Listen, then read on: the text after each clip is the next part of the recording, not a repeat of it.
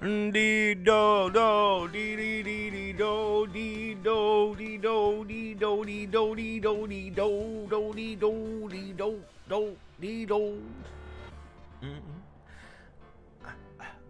What's up, Tiger? How are you do? How are you doing, you little scoundrel, you? I hope you're having a good day, and I'm not muted.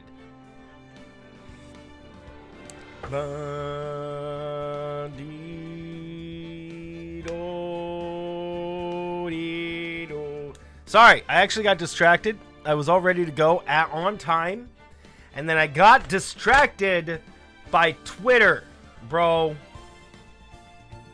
Oh, bot's not up. Hold on, guys. Your sounds didn't go off. Let me get the bot up.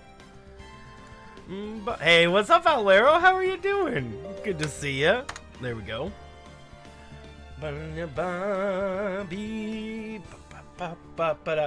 Okay, let's take a breather and we're going to start this up. Thank you for joining. I'm sorry I'm late. I was looking about. Apparently, spiders are going to be raining down on the East Coast in the spring. Sorry, guys. Sorry, East Coasters. Sorry, East Coasters. You will have spiders raining down on ye from above, apparently. Maybe not, but that's what they're saying on Twitter. That's what the Twitterverse says. Okay, let's take a breather and then let's head up. Hey, there's Tiger sound. Wait for Owlero's too.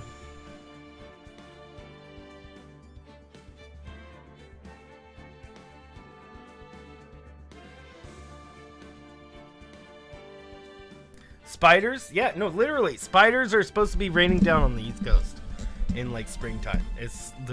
They're expected to colonize. I don't know where they got that information or why they think that, but hey, I wouldn't want to be a part of that, bro. Okay. Wait. 3-9-3-8. Ah, here we go.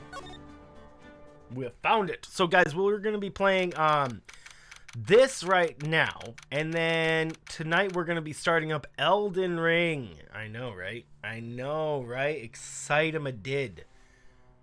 How are you guys doing today? What's up, Owlero? What's up, Tiger? I hope your guys' days are going fantastical and superb. February 23rd, 9:34 a.m. We have court time. Oh, crap. Hold on. BumbbleKitten, Miguel, and Megan Gregory. Thank you for those likes and retweets already. What's up, Kat? I like your crew W.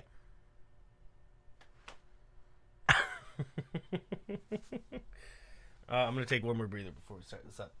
How are you doing today, Kat? Kat, I am making a moss farm on your server, and it is complicated AF, I gotta tell you. It is so complicated. Hey, Tiger, thanks for the like and retweet. Let's take a breather real quick.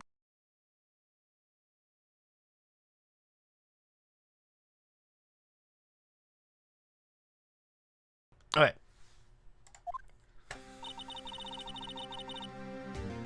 Working on work project. Bro, I hope you get your project done.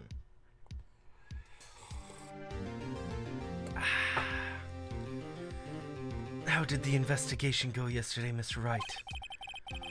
Frankly, there's still a lot of, gray areas. Or rather, the whole thing is one big gray area. Don't worry about me. No matter what the outcome, I'm ready to accept my fate. I believe in you, sis. Mr. Wright, let me offer you a word of advice. Yeah? A defense attorney should never believe their client. Huh? The defendant is called to trial because they are suspected of wrongdoing. Never forget that. Miss Sky, you remind me a lot of Mia. But there's one decisive difference between you and her. And that is, you're not a defense attorney. Ah. I believe it's almost time for the trial. Good luck, Mr. Wright.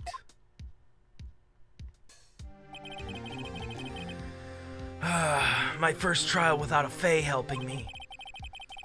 No one's gonna bail me out this time. I'll be alone in there. So I have to discover the truth all by myself. Make it all weirdly dramatic. Let's do it, Mr. Wright. I'll be with you the whole way. Let's do it, bro. 10 a.m. Court is now in session for the trial of Miss Lena Sky. The defense is ready, Your Honor. The prosecution has been ready for a while, Your Honor. Edgeworth. It's been 2 months, but I haven't been in a courtroom since his trial. I hope that personal feelings will not be a part of the proceedings today, Mr. Wright. I will choose the path I think is right, regardless of what those around me might say. The judgment to be made here is in our hands, not those of anyone else. Mr. Edgeworth, your opening statement, please. Chief Prosecutor Lana Sky has committed an unpardonable crime. Not only this, but she was rash enough to commit it in prosecutor's office lot. Wow, he's much more forceful in person. Doesn't feel like confessing to everything. He's supposed to be sounding forceful. However, she will now pay for her rashness with her life. Why am I getting his weird voice different? Why am I doing Edgeworth's voice different?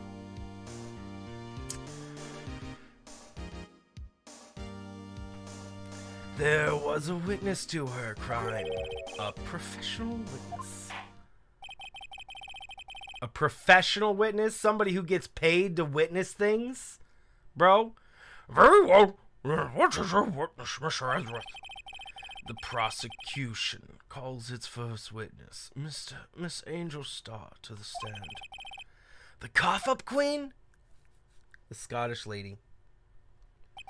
Haven't I seen you somewhere?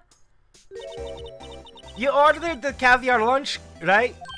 Caviar. I've never eaten caviar before. The judge is really wolfing it down. And for you, I have fiesta. And for you, I have a fiesta bowl. Nope, that's not right. And for you, I have a fiesta bowl. Fiesta bowl. Thanks. Well, the witness state her name and profession? And you, sir, did you order the fingerprint lunchbox? It's too early for lunch. Your name and profession, please. The fingerprint lunchbox. Well, Your Honor, how does it taste? So, this is why everyone raves about caviar. It's so tasty it hurts. I always thought caviar would taste like pickled tapioca. What the heck does pickled tapioca taste like? Name, profession, now. Me? The name is Angel Star. Don't go forgetting it. I find myself running these lunchland these days. Is that what you wanted me to say, Mr. Edgeworth? Very well, witness. Please describe the incident to us. The prosecution will wait. I'm not finished eating. Hurry it up. Very well, Mr. Edgeworth. As you know, we usually call on the police to provide a description of the crime. Your Honor, as Mr. Edgeworth has said to the court, I'm a professional. Huh? What exactly does that mean? Until 2 years ago, Miss Angel Star was a special investigator with the police. She was a first-rate homicide detective. What? Miss Star was a detective? Ha! Yeah, I know who you are. Cough up. Cough up, Queen Angel Star. Your Honor, long time no say. What's up, Omega Vanguard? How you doing? I feel like I feel like I have a Scottish accent down. Kind of. I mean, it's kind of mixing up, but I think I got it. What's up, Lan? How are you doing? Very well. You may continue with your description, Mr. Just who is this lady? If I might have the court's attention over here.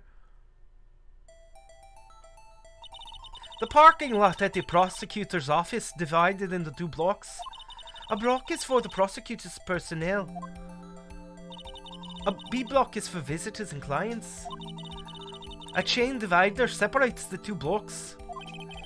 I suppose that's to keep visitors from taking the prosecutor's places, yes?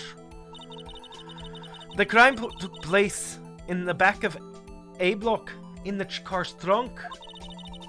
What's up, Carolina? How are you doing? The killer stabbed the victim with this knife and went to drive the body out.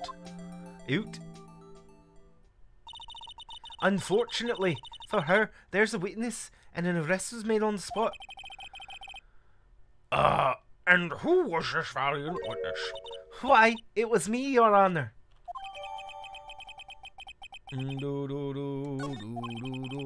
Witness, did you see the very moment of the crime? Of course, Your Honor. Immediately after that, I apprehended the chief prosecutor. It seems like rather cut and dry, don't you think? I'm doing good, Carolina. How are you doing? Well, Mr. Wright? I can't agree on principle, Your Honor. It seems that some poor loser is unwilling to accept the truth, Your Honor. Shall I proceed to crush their little hope they have remaining? Yeah, if you can, then give it your worst, Mr. Wait, are they talking about me? Oh my word, what savagery. Somehow, I always knew a day like this would come. I was on my way to deliver a lunchbox to my boyfriend when I sensed something. Perhaps it was my finally home's detective intuition at work. Through the wire fence, I saw Chief Prosecutor standing next to a garage car. The Chief Prosecutor was holding a knife in her right hand. Then, she thrust the pointy tip of the knife into the Detective Goodman's chest. Bringing your lunchbox to your boyfriend, how touching. That's a lie! She doesn't care about her boyfriend. This is a lie. She was there selling lunchboxes, and that's the only thing she cared about. Yes, she had a boyfriend in the cafe security office. Oh my word, cafe security. Let's not even go into that.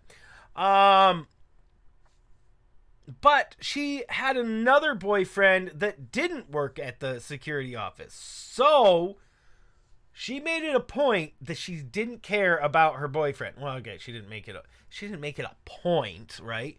She just made it obvious that that she cared more about selling lunchboxes than seeing her boyfriend, because she was apparently that's how it seemed like with her wording on before. As you can see, there's no room for doubt. The key point of your testimony seems to be nothing other than the point of a knife as you saw being tapped in the Goodman. So, how does it feel to be utterly crushed? Have you missed anything fun? When was the last time you were here? Guys, what do you think about my Scottish accent? Is it good? I feel like it's decent.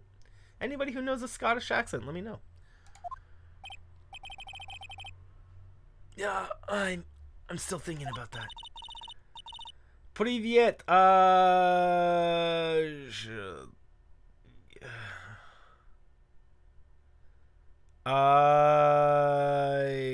Я не знаю. Очень давно шлиш. You're watching the stream, my stream. Video of the stream. Я не знаю, извини, я говорит очень мало по-русски. Monday. So this is so if you were here on Monday, you missed a lot. We started a whole new episode. Привет, Урол. Урол, привет, как дела? Я очень плохо говорит по-русски, извини. Мне надо практику говорить по-русски. Я не знаю, извини. Извини. I don't speak Russian that well. I'm very sorry. I'm very sorry, sir. I don't even understand half of the words you said. And some of them I should know, but I don't. Like davno. Davna is something I should know, but I don't remember what it means. Also, shleshlu. Shleshu. You wanted to say that you've been following my channel for a long time and glad to see my stream. Oh, thanks so much. See, I should know those words, honestly. За тобой рад видеть твой стрим. Yeah. That is something I should know. That is honestly something I really should know. Давно слежу за тобой рад видеть твой стрим. Да. Мне не надо говорить по-русски, если я не практику, да. Если я практику говорить по-русски, я знаю русский язык. У меня есть 2 года в институте. No, that's it. That's all I've had. 2 years of college. Very interesting to hear me talk Russian. Does it sound weird, Kat? Does it sound weird? I only know Russian. I know Russian way better than I know any of the other ones. I know way better. I could not speak with that anywhere like that with Spanish or French or anything like that. Russian is the only one where I've had significant practice with, and that was again in school.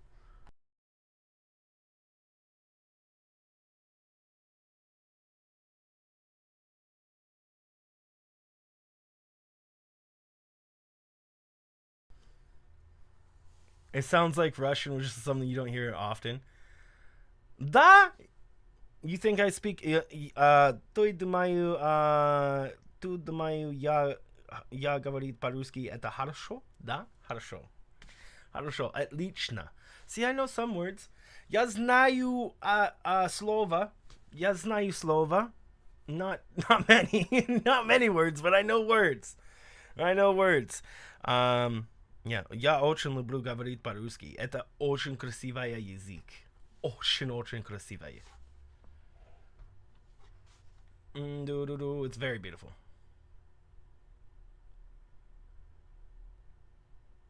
You don't know English very well yourself, and you write comments through a translator, but nonetheless you understand everything I'm talking about. Oh. Nice. Well, I mean, through immersion, through being here, you'll learn how to speak English better. I mean, just not here. Niet здесь. But anywhere around English. Just being around English people. And like that's what Francis does. Francis with his learning English by immersing himself, throwing himself in the deep end of English. Russian name, we have another Ishodny.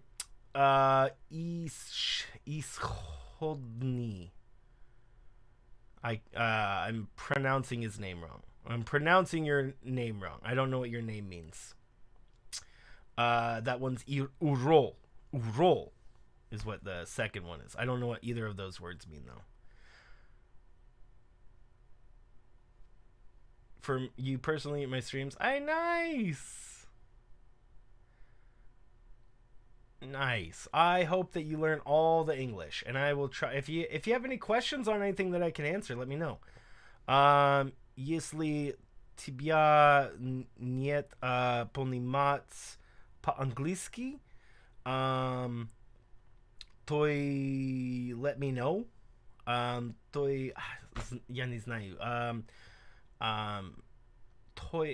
я не знаю. Я не знаю. I can't. Я не сказали, как говорит. Я хочу Skazat? Da? That's not right. I said I don't know how I want to say. I don't. You goal. Oh, that is a G. I was eating as a you roll. You roll, but that's a G. That's ugol. Yeah, exactly. Ugol. Hey, there you go, Owlero. And Francis, face planting in English better describes how you learned it. Owlero, King is speaking. Da, я говорю по-русски. Я знаю русский язык. I took 2 years of Russian in college. Yeah, so it's a language I'm still learning and have been learning for a while, but yeah, it's the only language I semi know. I'm not fluent in it by any means, though Russians seem to think I am, but I'm not. They just think it's because I just pronounce the same. When I speak a different language, I try to pronounce the words as they would be pronounced in the language. Not because so when I speak other languages and I'm people like with Russian, some Russians will often think that I am Russian because of how I pronounce the words and how I speak Russian. It's just because of how I was taught.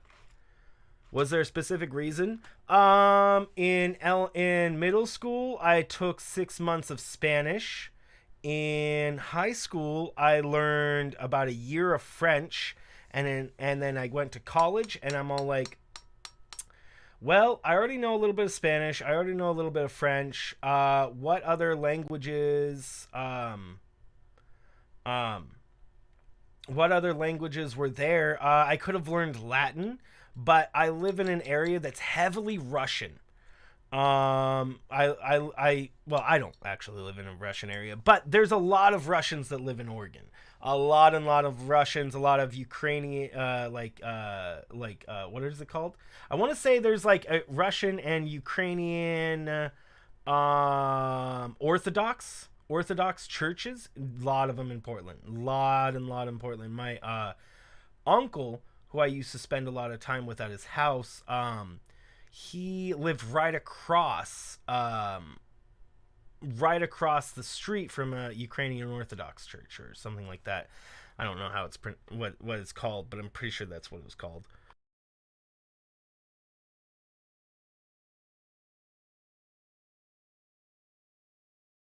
So, multiple reasons why I took Russian. I took Russian because I wanted to learn something that I had not had any knowledge of before. So there was and it was completely different than how things are done in English. Like Spanish and French, they're not using a completely different, thing altogether.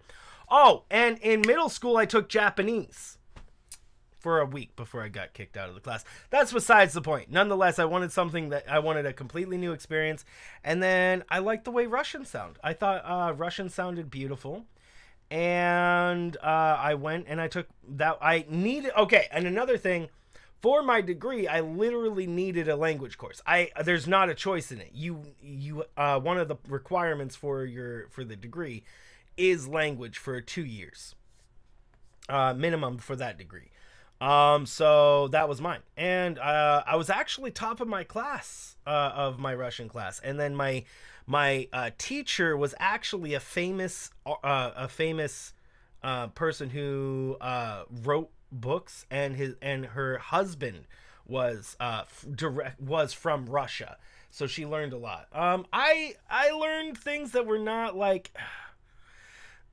I learned old habits of Russia, like we learned about Russia, but we didn't learn about like a modern Russia. We learned about a very konnichiwa. I can read that, I think. Konnichiwa. No, that's not konnichiwa. Never mind. That's not ko. Dang it. I just took Japanese on the thing. I should know those. I should know all of those letters or those characters.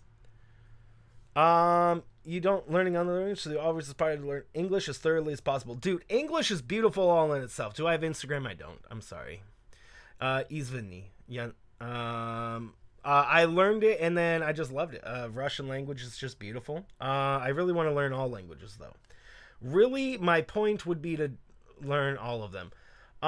Brandy, what's up? McMackey, hello. I'm doing great, Lan. Konnichiwa? Read Konnichiwa. Oh, so I did read it right. I thought I read it wrong because it was fine. Konnichiwa. Yeah, Chiwa. The second to last character is chi, and the last character is wa. The first character is ko. So the two characters in the sentence is n and ni. Because I did very little of the owl game. What is it called? Duolingo? Owlero! You are the owl from Duolingo, aren't you? Oh my word, it all makes sense now. No, but English itself is beautiful. English is crazy amazing because you guys hear me make up words all the time. Just because I make up a word doesn't mean that word that I made up doesn't make sense. And that's the beauty of English, right? Is that English, you can mix up words, you can throw things around, you can change the different words, mix them up and whatnot, and that doesn't mean that they don't make sense, because each part of the word has its own meaning. So therefore, you can mix up words, and then it still becomes a new word that makes sense. And in other languages, it would not be so easy, because in Russian, for example, there's a structure to things, and then there's always like an A or an N. So it's an A or O, like in Spanish and French.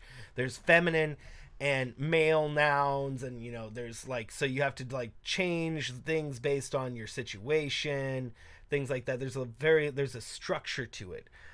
English isn't like that at all. English is beautiful because you can express yourself greater than any other language possibly.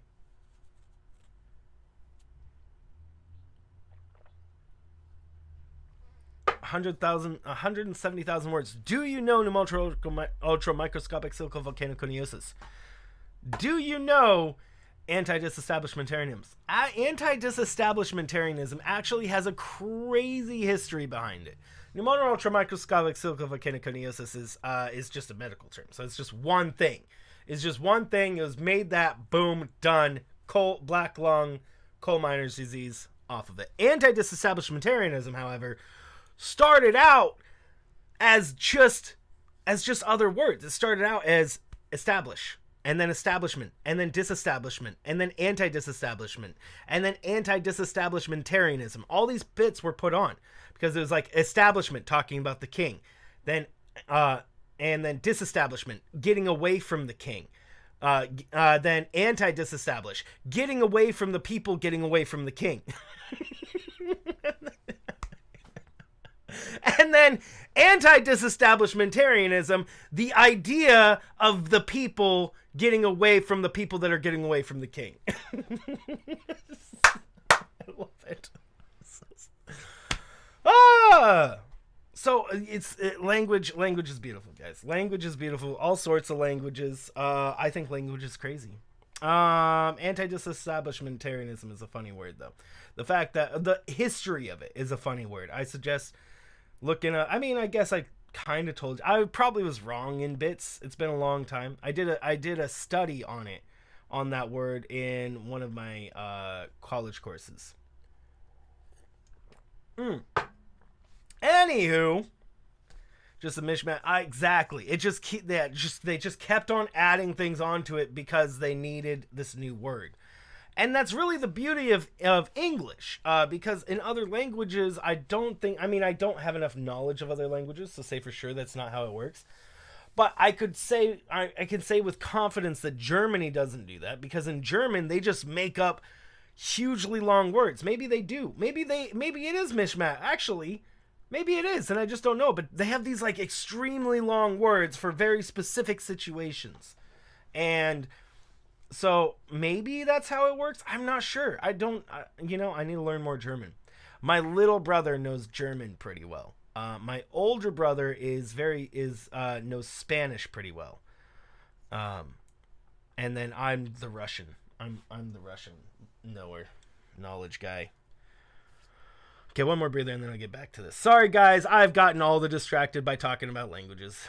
Я очень люблю говорить по-русски. I love speaking English. I love to learn. I just love to learn. What can I say?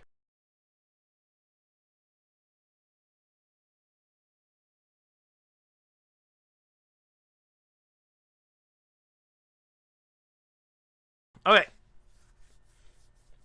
Are we ready? I haven't given anybody a Russian accent. Maybe I should do that sometime soon. Give someone the Russian accent with broken English. That's another thing about if you guys do accents. If you speak a language, you can use that language to influence how you say things. Like it's merely a flesh wound, Mr. Wright, or it's merely flesh wound, Mr. Wright. And so it's I'm using like Russian letters to say what is being said. What's up, Funtime Foxy? That's another good point for voice acting things. Very well, Mr. Wright. You may cross-examine the witness. You gave somebody a Russian accent? I have to hear your Russian accent, Kat. I have to hear it. Somehow, I always knew this day would come. Dang it, hold on.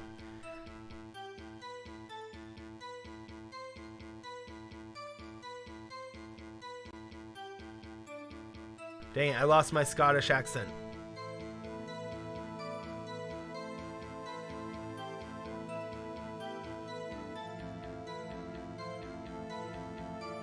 Somehow, I always knew this day would come. I was on my way to deliver a lunchbox to my boyfriend when I sensed something. Perhaps it was my finely honed detective's intuition at work. Through the wire fence, I saw Chief Prosecutor standing next to a garage car. The Chief Prosecutor was holding a knife in the right hand. Okay, actually, let's go and press her on some stuff here. How did you know? I respect the prosecutor's basic apprehension of crime. Yet their methods are ugly and twisted. Twisted methods will always lead to tragedy.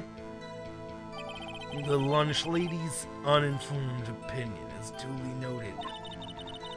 Given that they're used to erasing inconvenient evidence with their whim, killing off a detective that knew too much was surely an extension of that. Mister, do you have something personal against prosecutors? I felt that I had done my dream job when I became an investigator, and if I hadn't been laid off, those prosecutors there, I'd still be one. What? She was fired by prosecutors? If you tell me that the prosecutor that got her fired was the man that was murdered, we're gonna have words. We're gonna have words. To me, prosecutors are nothing more than worms. That said, I'm a pro. As you know, my testimony is unbiased and flawless. Yeah, completely unbiased. Yeah, that's clearly what I am biased means. Yeah, hating on somebody and letting that decide your decision. Totally, yeah, completely unbiased. That's sarcasm. Very well. You may continue, Miss Star. I was on my way to deliver a lunchbox to my boyfriend. Whenever I'm trying to do her voice, I'm thinking of what's her face in Doctor Who, red hair lady. I can't remember her name, but she's like one of my favorite people that goes along with Doctor Who. Have you guys seen Doctor Who? I love that show. This boyfriend, he's the detective? Not that boyfriend, the security guard. That boyfriend? So you have several. Imagine being as unbiased as her. What a pro. I know, right? What a freaking pro. Yes, this boyfriend, that boyfriend, and the other boyfriend. Care to join? Oh my word! Oh my word! That yet another boyfriend's position is still open for applicants. I'll stick with the Roger, thanks. Note to self, the judge has to think before replying. The security guard in the room is in the lot in Block A. It's up on the second level, and you can see everything from there. That would be the room with the security sign. Incidentally, did you bring your lunch boxes by car? Since I'm a visitor now, I parked in B block. So, she was in B block when she witnessed the crime? When I sensed something, perhaps it was my finely honed detective's intuition at work. You sensed something. So, you're saying you had a premonition of the murder. It felt like it. However, how would you say? Oh yes. It was like a feeling you get when you get a pumpkin chock full of seeds.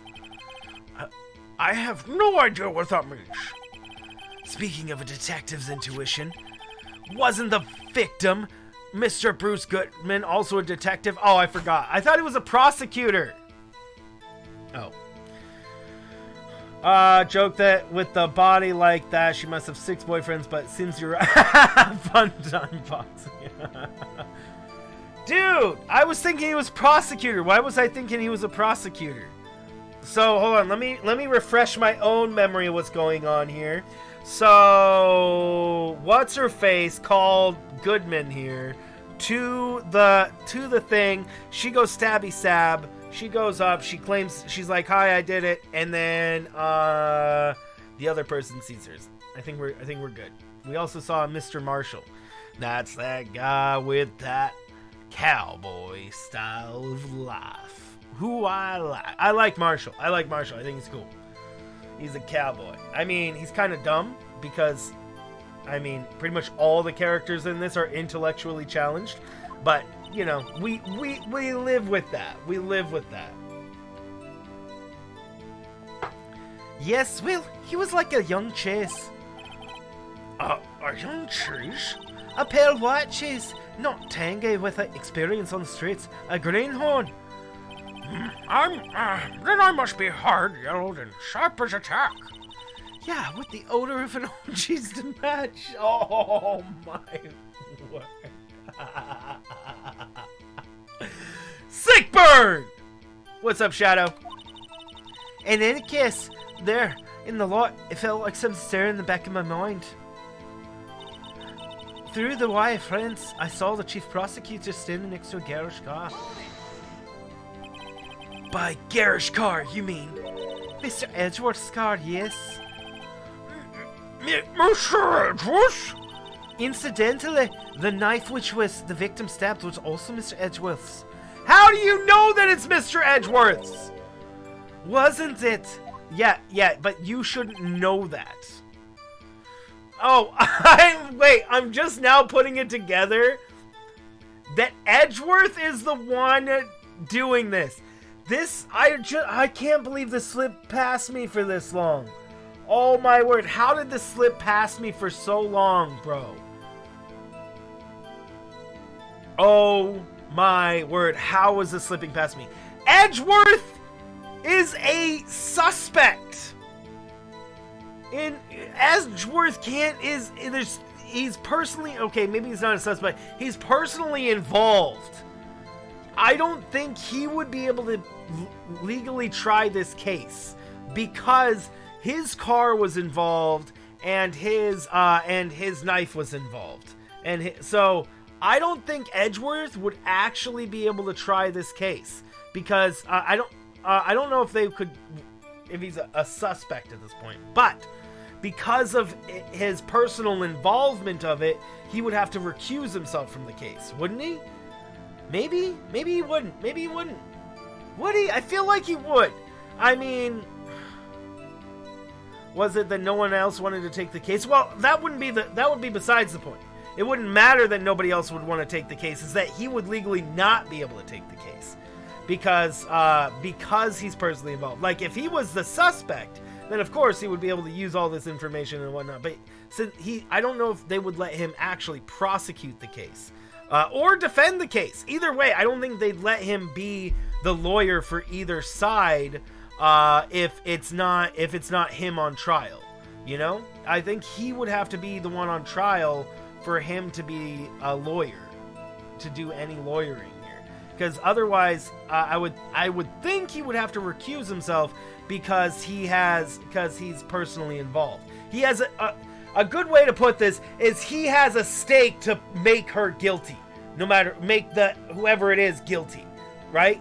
That he is biased. He is biased in his lawyering to make whoever it is guilty so that the blame doesn't fall on him, right? That's why, is because he will push extra hard to make sure somebody else is found guilty and not himself, you know? Does that make sense? So that's why I would think that they wouldn't let somebody who's personally involved, like a judge who was personally involved as well. I'm not sure. Well, I would imagine that it would be hard to say a judge being personally involved would be hard, because think of small towns, like, right? They gotta know each other in a judge, right? Or do they? I'm not sure how that works. I'm not sure how it works. But I feel like if somebody finds out the information about that, and if Edgeworth could actually try this court case, I would love to know. Indeed, it was. That's interesting. I wonder if he would actually be able to try this court case. What an odd case this is. And the person you saw it was the defendant. I saw her from no further than 30 feet away. I'm certain it was her. Yeah, she's telling the truth. We're doomed. Let's just do what we can. We don't even have any proof. We can always nitpick. Nitpicking! Witness, in your testimony, you clearly stated the following.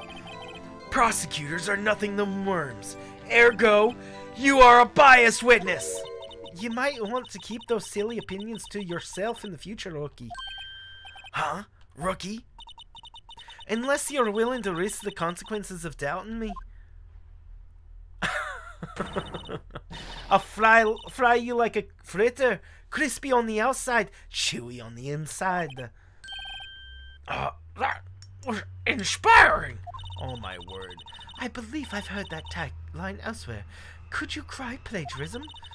I may be relegated to the lowly post of a lunch lady, but my instincts are honed. A photograph? You took this? And she didn't bring this to our attention before? Whatever. Okay. That's suspicious.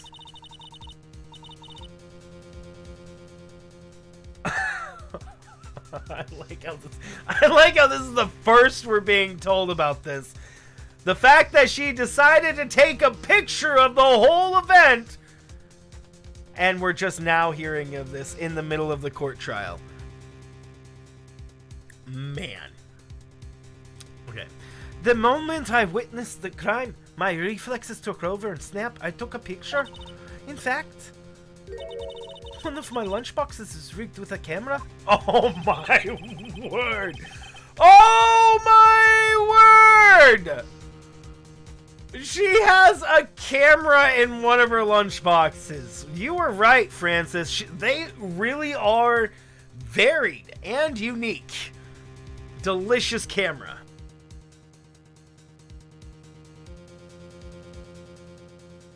Hold on, that's clogged. I need to unclog it. Oh my word, bro. Oh my word. Could you imagine that, though? Could you imagine that? She's all like, I have to take a picture of this.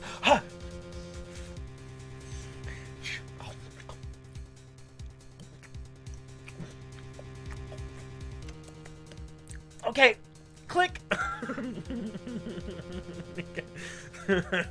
She has to eat through the food.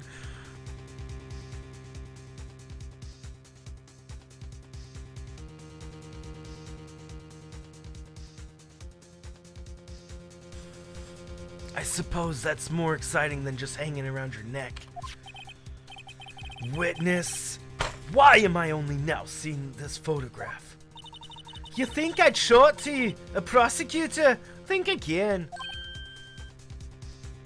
Clearly, very unbiased person. Guys, I'm gonna go out on a limb. She might just be one of the most unbiased people that we've ever met, really. Clearly very unbiased. I mean, according to her own words. My boyfriend works in the photography division of criminal affairs. Well, this is most certainly the defendant. The moment of crime, photographed by Angel Star. I'm wondering how she's innocent at all. I mean, like, I'm questioning how she's innocent. This seems pretty damning. Like, this seems pretty damning. You know, this picture, the blood on her shoulder, all this stuff. And, also the fact that she said she did it. Yeah, I'm wondering if she just is actually guilty, and then the game is just having us be wrong and defend somebody who is definitely still guilty. I mean, I don't know. This is definitely pretty hard to disprove at this point. Depending on when this, doesn't matter when the picture was taken. She's got blood on her shoulder. She's looking in the trunk of his car. She has a twin, is being coerced to take the blame. Heartboy, you're right. That must be it. So what was the defendant doing at the time? The chief prosecutor was holding a knife in the right hand. Wait, we only got that evidence? Wait. We only got that evidence because we pressed her for it? Bro. Oh my word, that's good to know.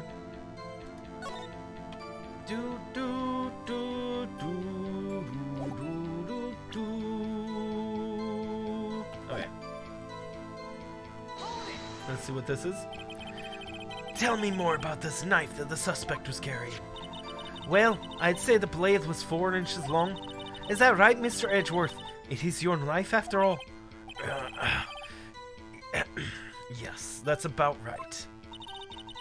Prosecutors are by nature well versed in the location of men's vital organs. I'm sure it was easy to boil an egg for my egg salad surprise set. Yeah, you can't testify as her ability to kill an egg. I mean, a person. I'm doing good, Hardboy. How are you doing? Perhaps the chicken salad set would have been her metaphor. So, the defendant was holding a knife. What then? What happened in yesterday's trial? People died. We examined the crime scene, and we're here. I mean, there's a lot to go through in the episode. So, yeah, there's just it was like 4 hours of just talking. So there's too much. There's a lot of information to go through. But essentially, this guy died. Was stabbed with this weapon in the parking lot. It was Lena Sky in the parking garage with the knife. Yes, check the cards. Check the cards. Is it it? Check the cards. Check the cards, guys. You guys have never played Clue, have you? Besides having difficulty sleeping, you're good? Oh, man. Do you use white noise at all to sleep?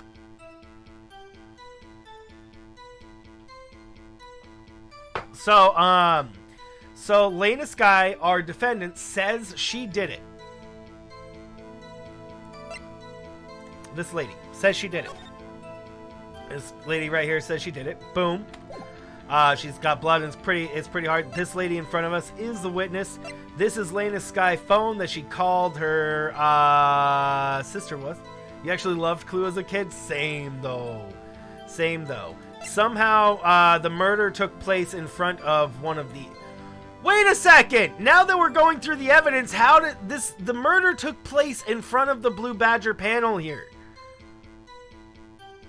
the murder took place in front of this Blue Badger panel. So, right? I'm pretty sure it did. So that means it couldn't have taken place in the parking garage. Okay, there's more to it, obviously. So, yes, Lena Sky killed somebody in the parking lot. In the trunk, it was witnessed. And she tried to call her sister after it. That's kind of all we have. I mean, we have other information.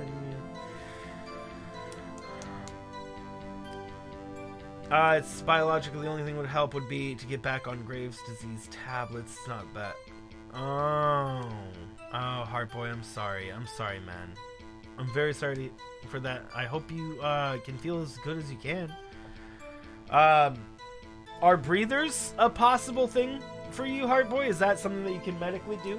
I don't know. Actually, you're in Australia. I don't know if it's legal over there. Colin mayonnaise in the kitchen with the bread, clearly. Then she thrust the pointy tip of the knife into Detective Goodman's chest. Wait, hold on. Wait, why did it go to the end? I didn't press on this stuff, did I?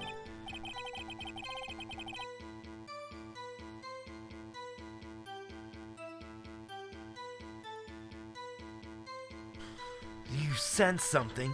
You had premonition of murder? Oh, okay, we already did read this part. Yeah, we already read that. Sorry. Through the wire fence, standing next to the Irish car. This is where we got the evidence. Holding a knife. Did we say this one? Tell me more about... Okay, no. Yep, we read that one too. Okay, sorry, guys. Sorry. I thought we missed something, and we didn't. Okay, here we go. And then we got to present her with some evidence here, probably, after this one. Tell the court why you didn't try to stop this crime.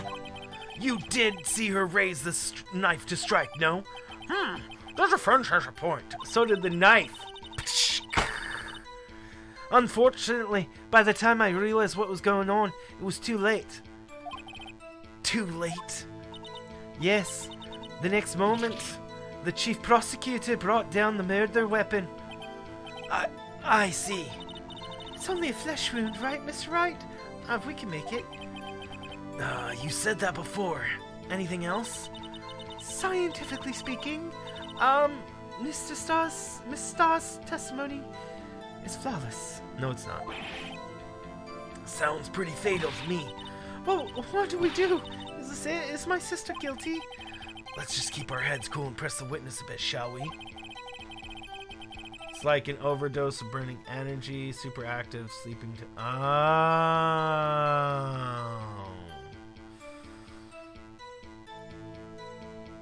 man. I don't know. That sucks, Heartboy. Well, I hope that there's a way that you can find that help you deal with the biologicalness of it, and I hope that I can at least provide you a little bit of fun here on these streams. And I'm sure Francis and Kat hope that they can also provide you at least the entertainment, you know, help try to keep you positive. Kat keeps us all positive. Let's be real. Aw, hearts, Heartboy. I'll take a breather in honor of you, buddy. I need to reload, though. Might go get back on meds. Bumby ba ba bee dee do.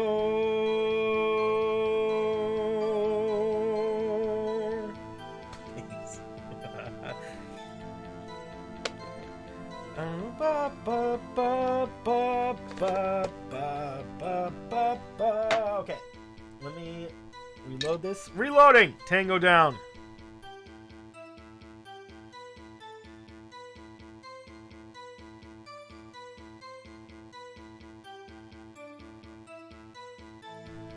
You once met a real defense lawyer. He acted like Wright, but more excited. It was quite the experience. Like,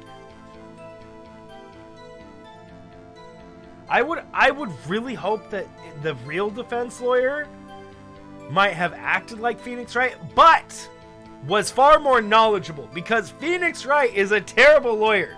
Guys, let's just get this right out there.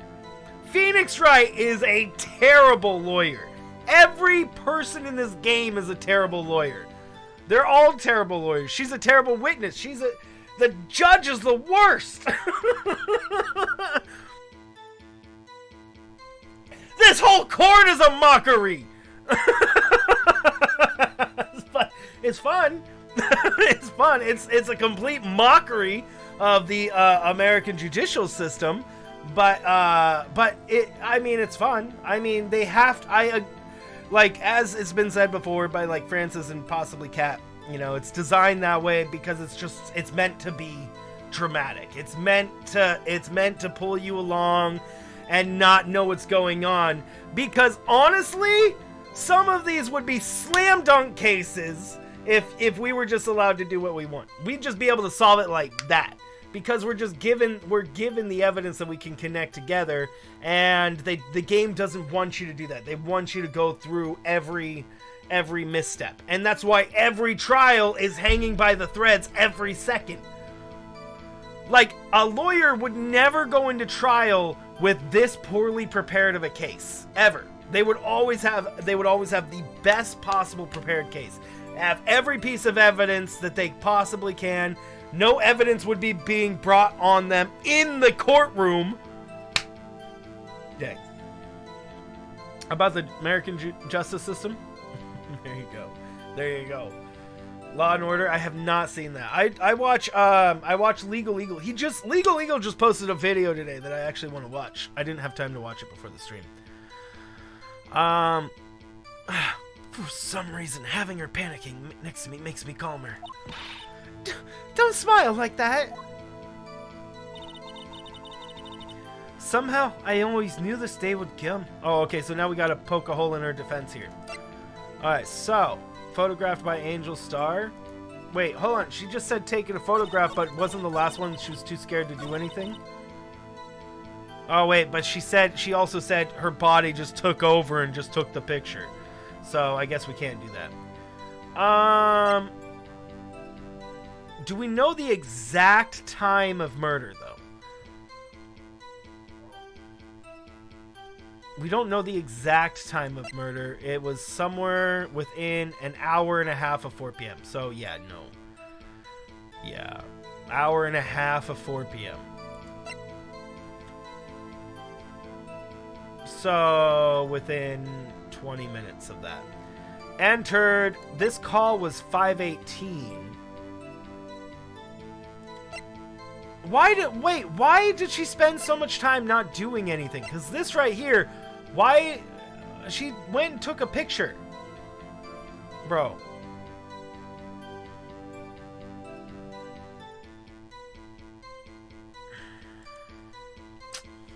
Dang, hold on. Oh no! I did not mean to do that. I was trying to back out. I didn't try to present that as evidence. That's so dumb of me. Why did I accidentally hit that button? I accidentally hit that. I was trying to back out. I wasn't trying to contradict her with that. Dang it, bro. Hold on. Let's see what we got. Holding a knife in her right hand. Okay. Whoops, I know. Hold on. I was looking at the evidence. Bum,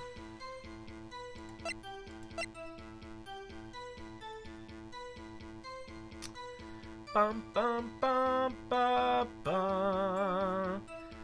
The success. Yeah, they have this thing, Hypercats, called plot armor. Better save. You know, let's save. You're right. Let's go ahead and make a save. Why not? Let's go ahead and make a savey save there. Okay. So, next to a garish car. Through the wire fence.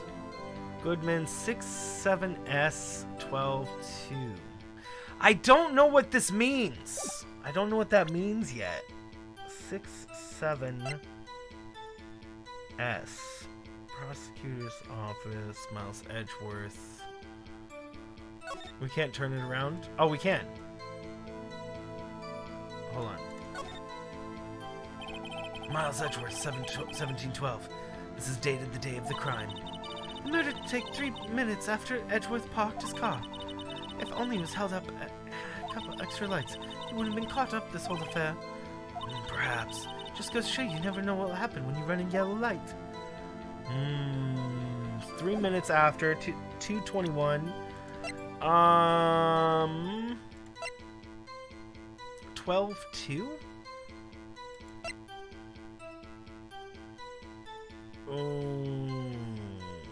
Man, I want to bring up the cell phone.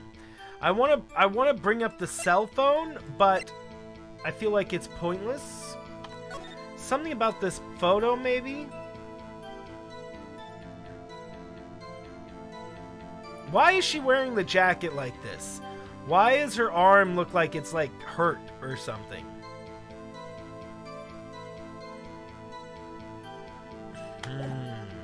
Ooh, tough. So we have to present her with something. Bamba do di do di do. Bum bum ba bi ba ba ba. I like how it says traces of the victim's blood. Yeah, look at these small traces of the victim's blood. Tiny amounts of traces. Not like enveloping the blade.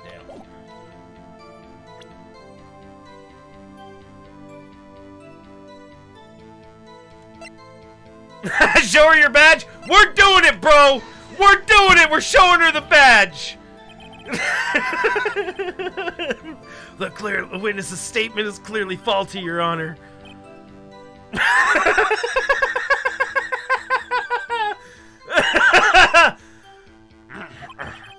I'm sorry, but I can see nothing faulty. Worth it! Worth it! Must be on the wrong train.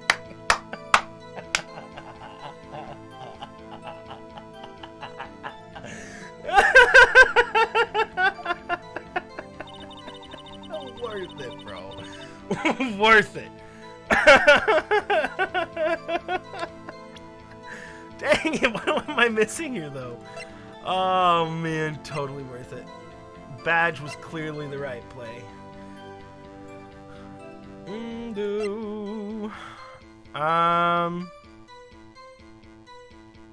Usually in Edgeworth's toolbox.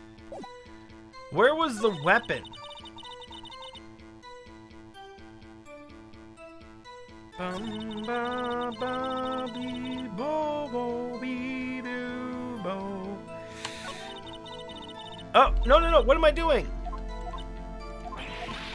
We already did this. Wait, hold on. Yeah, we already did this. Yeah, we already talked about that.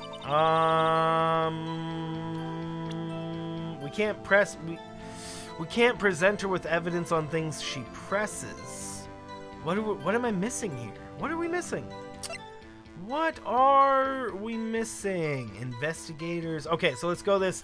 Somehow, I always knew a day like this would come. How did you always knew? What's up, Nadina? Okay, let's see if we can use any of this stuff to predict her. To predict this. Victim's memo found in the car trunk. Remember I saved. Bum bum bum. Yeah, well, I don't want to just trial and error it. I want to know why we're choosing the answer we're choosing.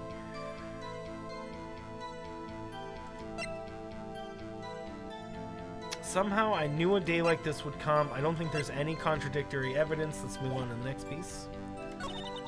I was on my way to deliver lunch to my boyfriend. Okay. No. No. No. No. No. No. No. No. No. Okay. Nope. Next piece. When I sensed something, it was perhaps my finely honed detective. And I don't think we got anything here, but let's look at it anyways. Finely honed intuition. Man, it feels like a lie, but I don't know how. What did she say again when we pressed it?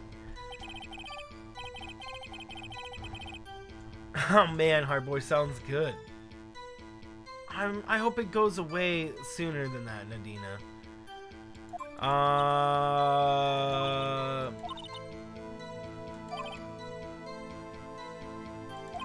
Yeah, that didn't make sense.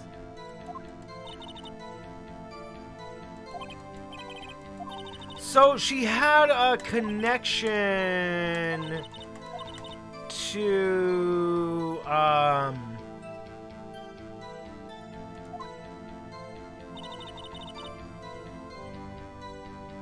she had a connection to him because she was a detective before.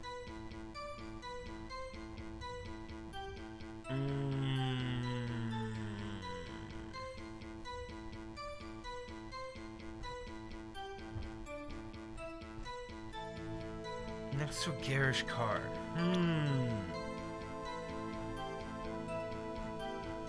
Okay, but you're not mentioning where the detective was.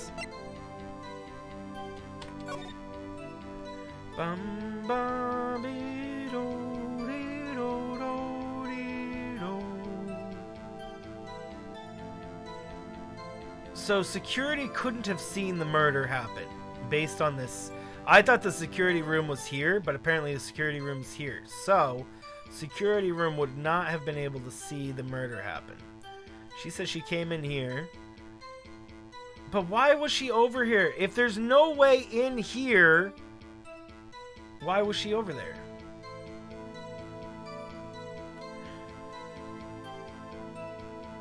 Oh, slide. I didn't realize there was a slide on this one. I mean, it doesn't really help the situation at all. Next to a garish car. Bro, this is tough.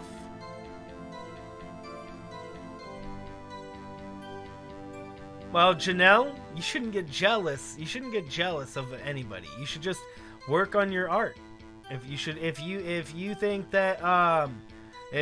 that somebody else's art is better than yours, well, then just try to make your art better. But don't get upset with them. I mean, they didn't try to be better than you, now did they? Right? Think about it like that. Did they try to be better? Or did they just do what they were doing and you didn't like that? So that's not very nice of you, right? So just try to work on your art. Practice. You can do anything you can put your mind to. Anything, and I strongly believe that, guys. I am a strong believer of the you can do anything you put your mind to. I myself, when I was a young child, was told that many times by my teachers, by my parents, by everybody. They all said, you're a bright young kid. You can do anything you put your mind to. I thought that was a load of horse crap, and that they just told everybody that. But as I grew up, and I literally have done everything I have put my mind to. When I really focus on something, I have done it. I have learned it. I have accomplished it, and I have proven it to myself. And I know I can. If I put my mind to something, I can do it. And I strongly believe anybody can. I strongly believe everybody can. It just is a matter of determination, really. And that's actually, it's just how much do you want it? How much do you want it? And how much effort are you willing to go to achieve it? What's up, the crew? How are you doing? There was a theater performance, Phoenix Wright. They actually had somebody with pointing. That's nice. Awesome, fun time.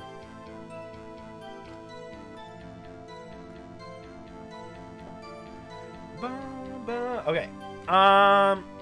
Photographed by Angel Star. Crime photo. Okay, I want to question her about about this one. Why can't I just pick every single one of them? Well, I could, but every time I get one wrong, it's gonna pop this one down. And I'm not, and I don't want to, I I would rather know why we're choosing the answer rather than just trial and error, just guessing.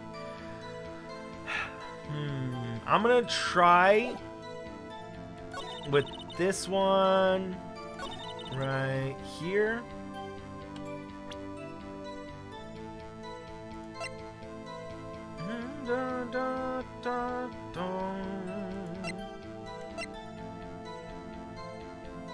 Fill you in.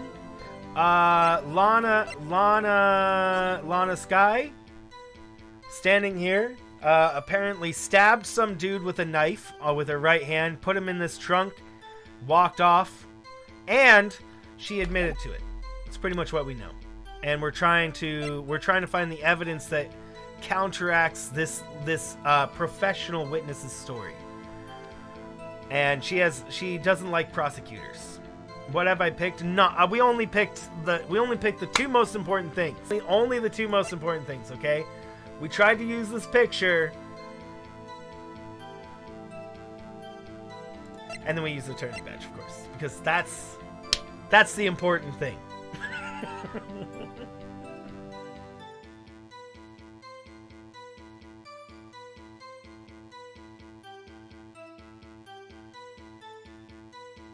Of course, the more important thing was to show off our attorney badge to her, because, you know, we wanted to make sure she saw it. It was very important.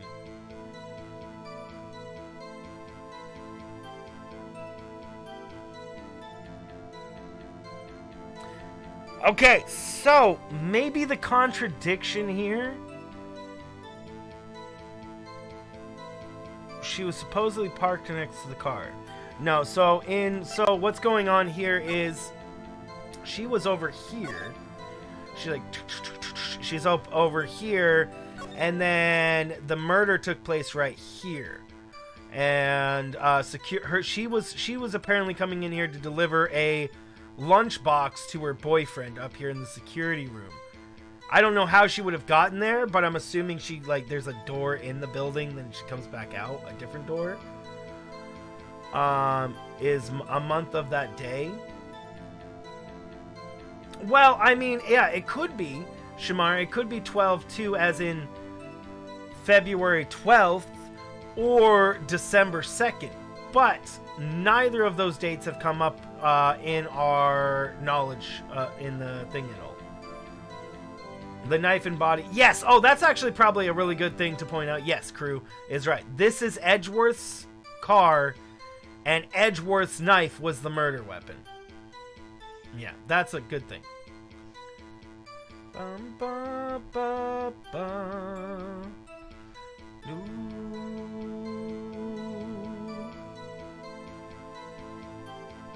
10 past 12, 12 and second hand.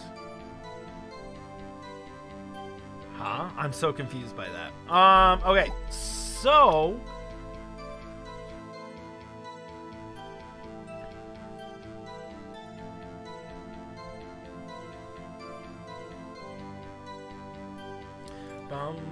Bibo. Dang it. Let's go. We did it, boys. What are you talking about?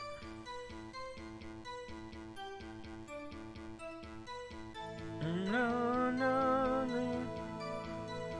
Nice, Janelle. I hope they accept your apology. Hold on. We already did this part. We already did this part.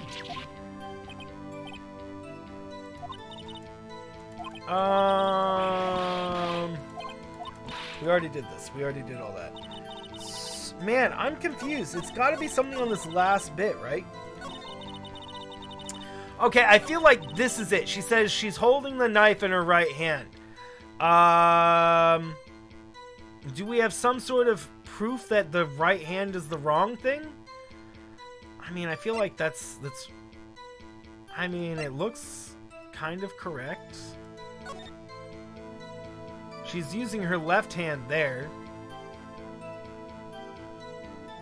In the picture she showed her right hand, the other one.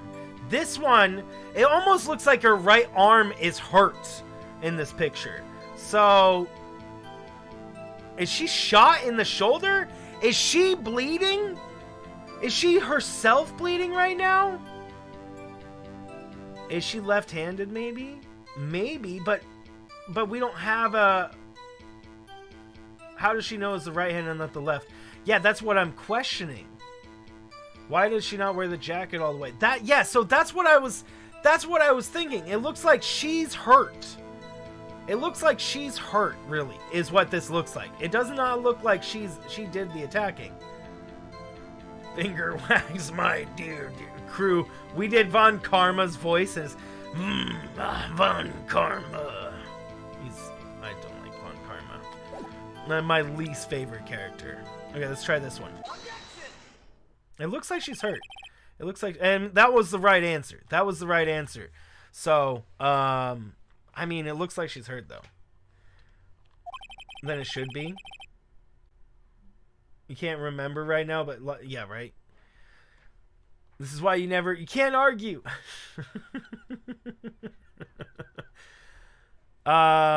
You saw Miss Sky stab the victim with a knife. As I've already said, yes. I swear it on my finest salmon swirl lunch. I'm sure this is a fine lunch. But isn't that odd? Look at this photograph. This is the photograph of the very moment of the crime, is it not? Then why is Miss Sky not holding a knife? The very moment of the crime? What? I did not think this was the very moment of the crime. I thought this was like she had to eat a whole Lunchable before she took this picture, didn't she? I mean, I was assuming this was after the crime. I didn't think this was at the crime scene, the crime picture at the second it happened. What? Where's the timestamp on the photo to say it happened at the exact time? I thought she said her one of her lunch boxes had a camera in it, right? One of her lunch boxes had a camera in it. That would take time to get out. Even so, she would have had to get out the lunchbox, untie it, get the camera out, and then take a picture. We can just ignore that she probably stuffed her mouth with the lunch too. Try to remember the things she tried. I know. This game made you want to become an attorney, right?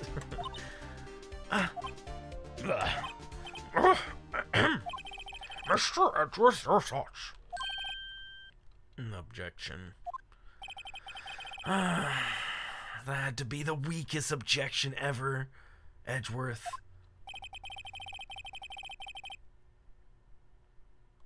Because it's confusing, right? Well, this is not how the American justice system works. So it's way more complex and boring in real life. Yeah, yet it was still stronger than your ever feeble mind, right?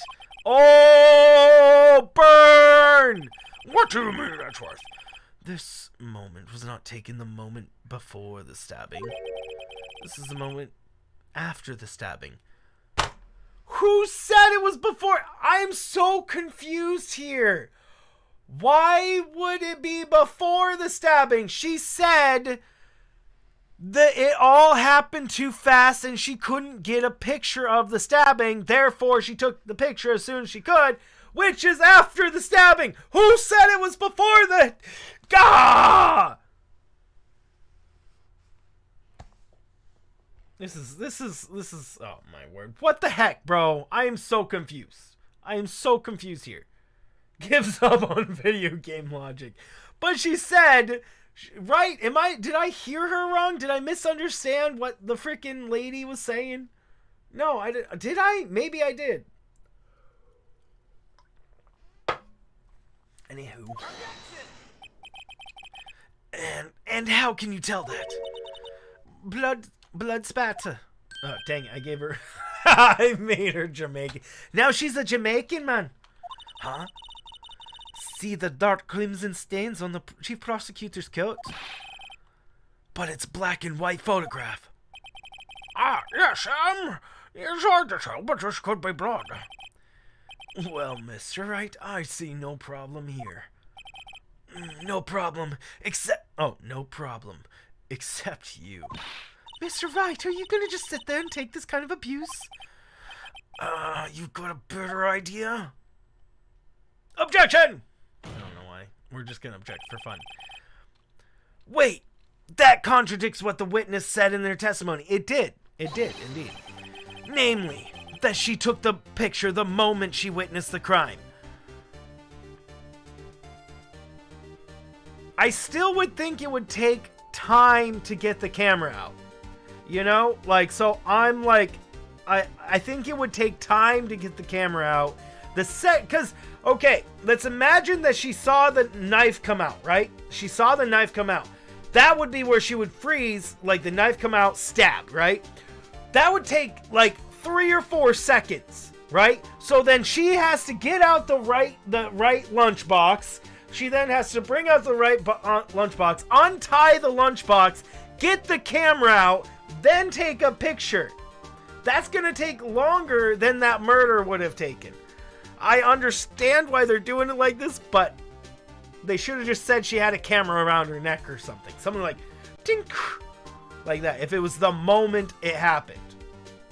Because I'm sitting here thinking, it was like, I was thinking this whole time, it was like, you know, at least 30 seconds, right? Like, at least 30 seconds, right?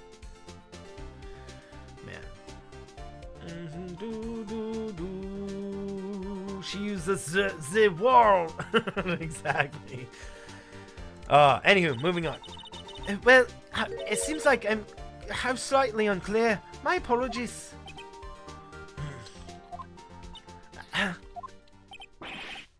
That's it. If you run out of lunch, you order seconds. Problem solved. If you don't like it, try ordering the jumbo-sized lunch from the get-go. Good advice. I'm not sure I understood it, but, good advice.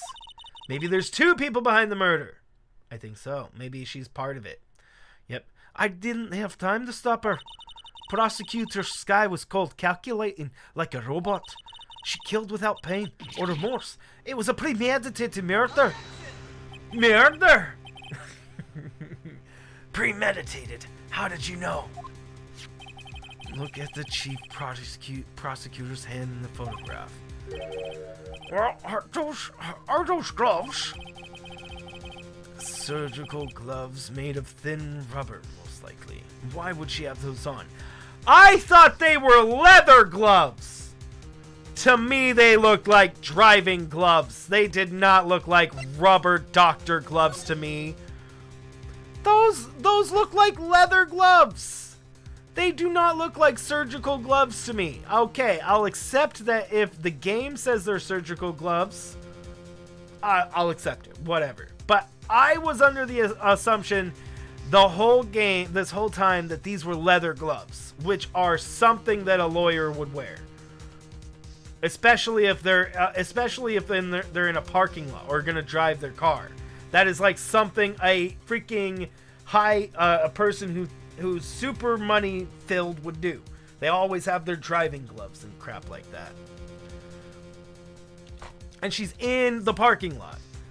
I don't know. Okay, whatever. Moving on.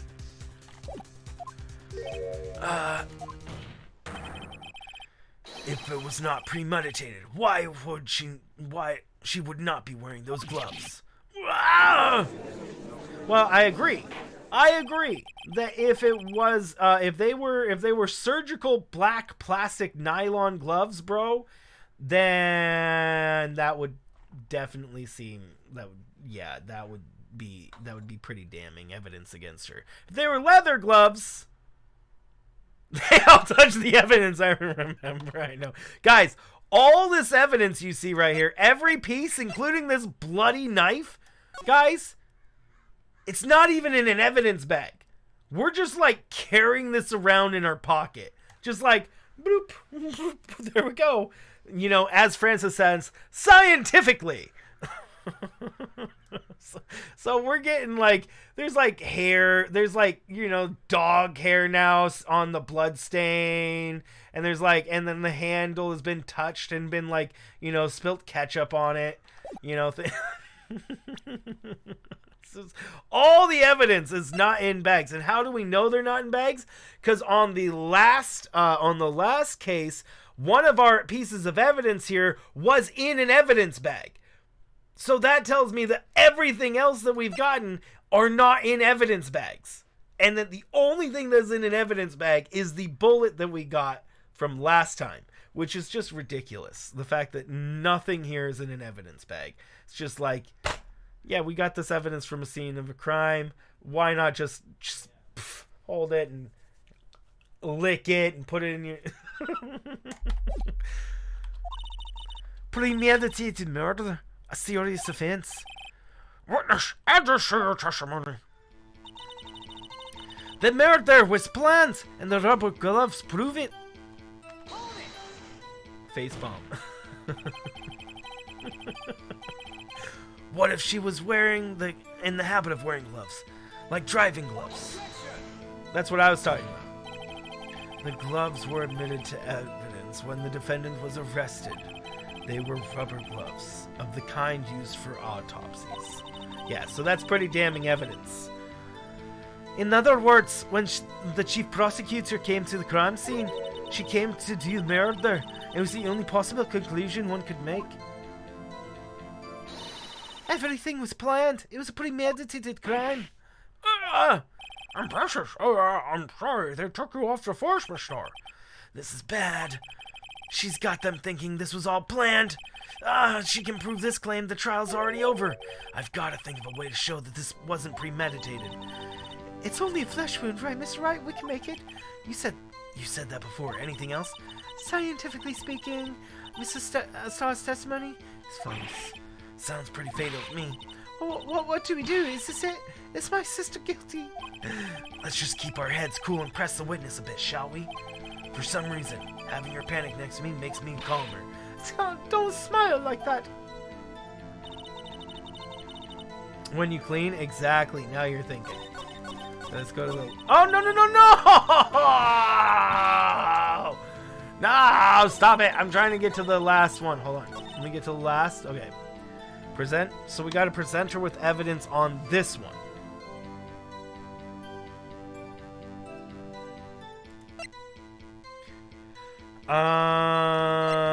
The murder was planned. The thing proves it. How though?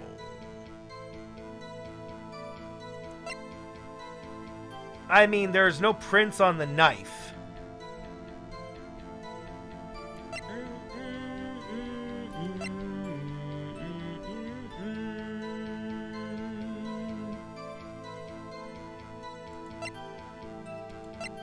Um, 5:18, 3 minutes after the murder. No.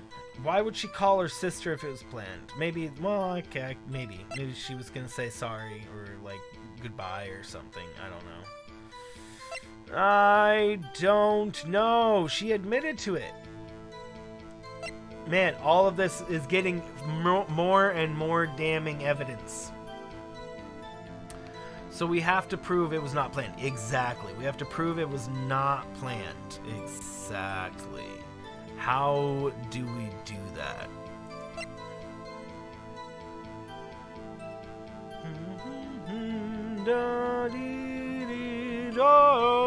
So, the reason why Edgeworth was in the police station was to get this trophy. He got there at 5:12 p.m. and at 5:15 p.m. the murder took place. This witness saw it happen, and then at 5:18 p.m., Lana Skye made a phone call. The murderer made a phone call to her little sister, who was right next to us. The ID we found dropped inside the parking lot was over here under the security room. for the ID for the guy here. Is there anything on the other? It's the badge. We already tried the badge. Something on the other side of the note? We tried. I tried to look at it. It says Goodman on it. So Goodman wrote it. Probably something in reference. Maybe it has something to do with this note, but I still don't know what this note means yet. I'm still unsure what this note means. It says 67S 12-2. 67S 12-2. Victim's memo found in the car. When he was found in his car. Yeah, that's a whole thing. Exactly. But how do we prove that, bro?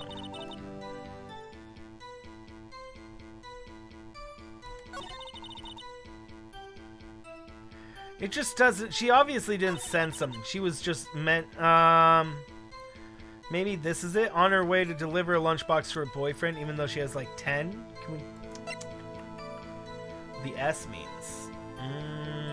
That could be it. Yeah, what the S means.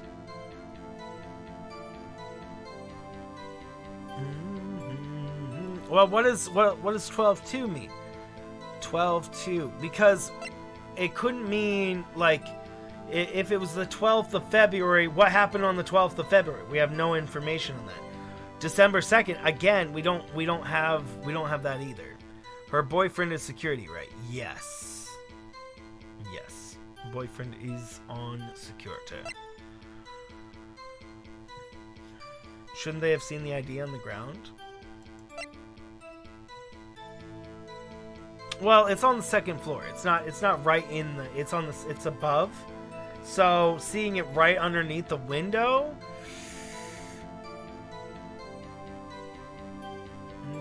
I don't think so. I don't know, Nadina. I don't think they would actually see the wallet. Because if we look at the parking lot, so this is a floor up, right?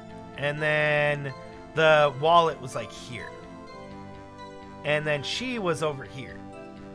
This is where the dude came out somewhere over here, and then walked over here to come into here, and yeah. But she was over here in lot B. Took a picture through the fence. I don't know how they get in between these places.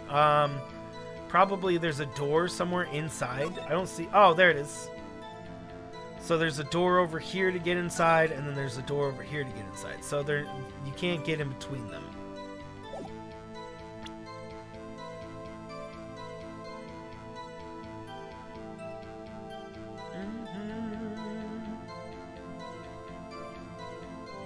Would blame you? What do you mean? Property of Lana Sky. So I would love to be able to bring up this information, right?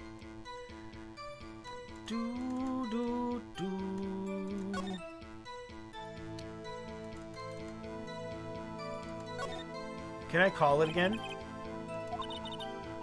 What's wrong? You look like I do during funnels. Never mind, it's nothing. We might have to push it again sometime later in the thing though. If we need a Steel Samurai song. Bum ba ba beep boom.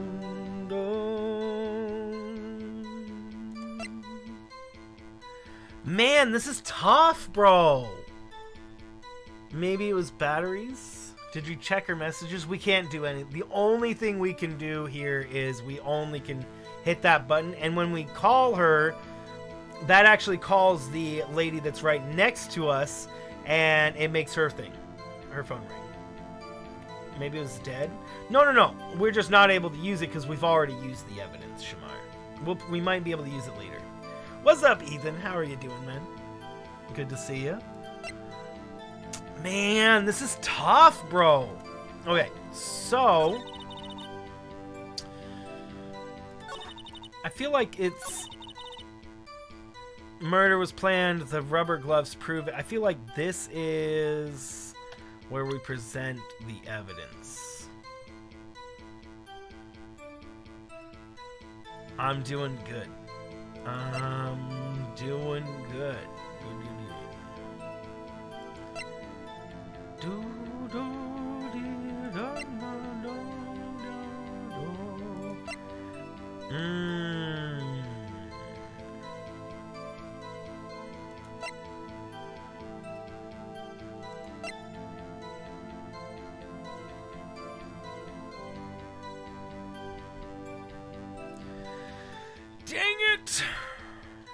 This is tough. This is tough. Through the wire fence, saw the chief prosecutor standing next to a garish car. So where was this guy the whole time? I'm gonna present the ID, I guess. I don't know. I don't know.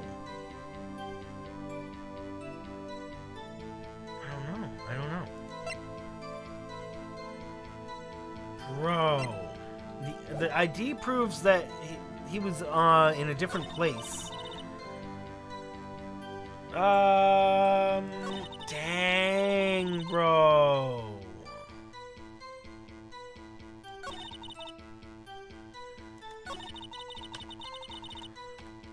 This is so tough. This is really tough. Did I miss a piece of evidence at some time? Check. She's right up against the fence.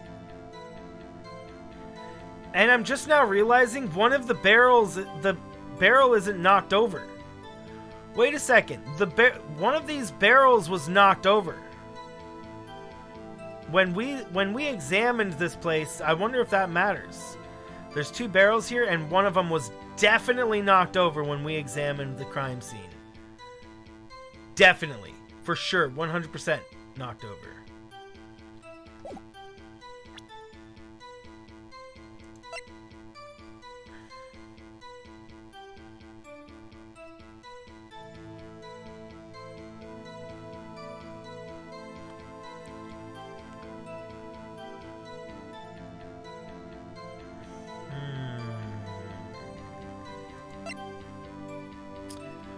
Next to a garish car. I want to try to bring up this, but I mean, I feel like it's just going to be wrong. So maybe the investigator's ID found at prosecutor's office crime scene. I mean, what is that really going to do though? Like, think if we were to think about what that would do, that says that it's, I mean, she's not saying that the detective was standing there.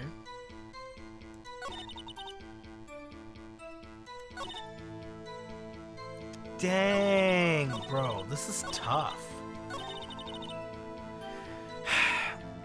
This is the newest piece of evidence we got, so I feel like it has to be the game wants us to do something against this.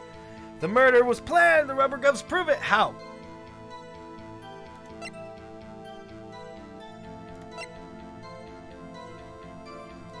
I mean, everything proves it was planned.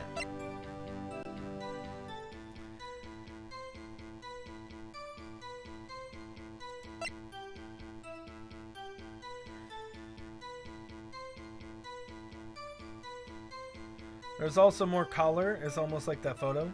Time to use big brain. Yeah. Super big brain. Okay, guys, I got it. I got it. I got it. I got it. Okay. Ready? Okay. Hold on. Are we ready? Come on, guys. We got this.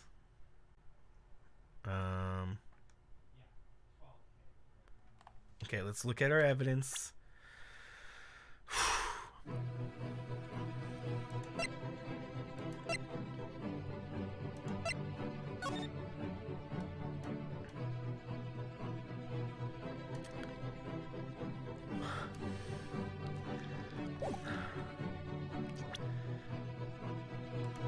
No, I got nothing.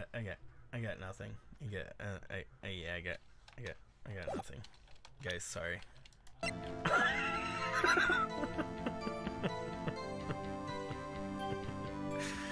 Sorry, I got nothing. I tried to big brain it.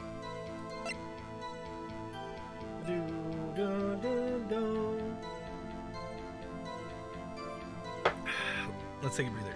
I'm gonna go ahead and just shove this paper. And we're just gonna randomly use this piece of paper and see if it works. Bum bum bum.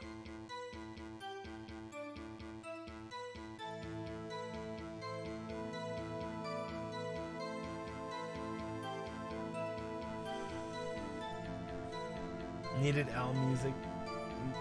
wants you to think in a specific way. Think in a specific way. The brain catching on fire, bro. It was on fire. Did you guys see the equations? Or was it too blurry for you guys to see the equations fly up on the screen? What's up, Ajax? How are you doing?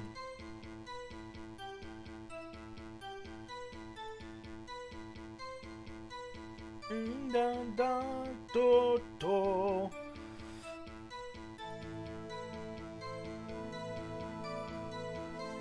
The game wants me to think in a specific way?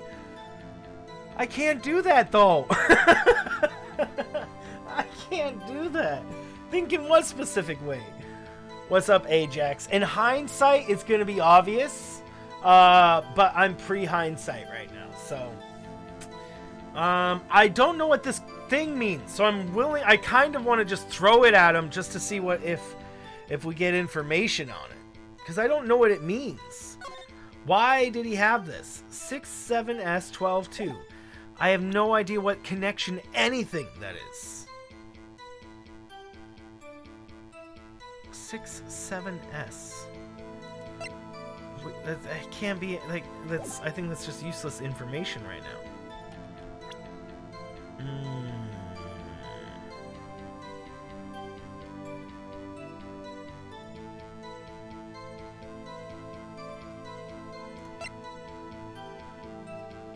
I mean, it would be hard to say it was planned because Miles only got there 3 minutes beforehand, right? Because, like, it would be really difficult to have that timing so perfect, right? That would be really difficult to get that timing perfect to happen literally right after Edgeworth gets there. Because she called him down to the precinct. But, like, how would she know? If the knife was in Edgeworth's car, how would she know all of this stuff, right? Throw the badge? Yes, we already threw the badge. That's why we're missing... That's why we're missing 2 of these bars. It's because we threw the badge at her.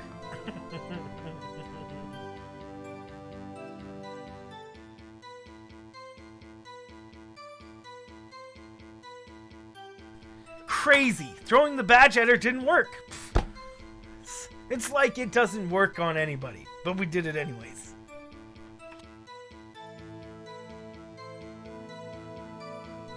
Honestly, throwing the badge at people, love it. My favorite responses are from what's his face, Gumshoe. Gumshoe, every time he's all like, he's just so savage with it. He's like, hey, this is your man, you gotta stop showing me your lawyer badge. That was so funny. What was the time of the photo? It's after. We don't have a time of the photo. I was actually wondering what time this picture was taken, but there's no thing on it. I am going to try the ticket stub.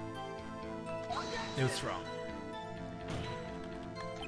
Your Honor, this contract blah blah blah blah blah blah. Really? Objection overruled. Bro. The rubber gloves prove it. I mean, I don't.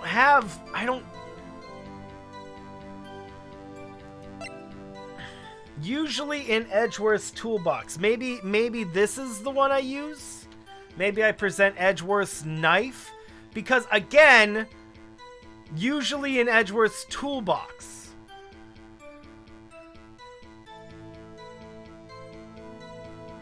The parking stub relates to the note. 17, 12, 12, 2, 7, 5. 7, 5. The parking lots don't have numbers on them.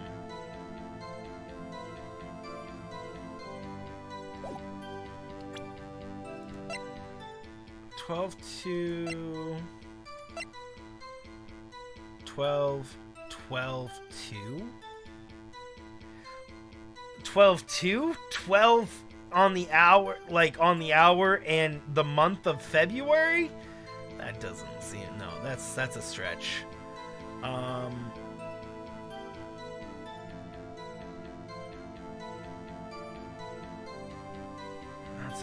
That's a bit of a stretch.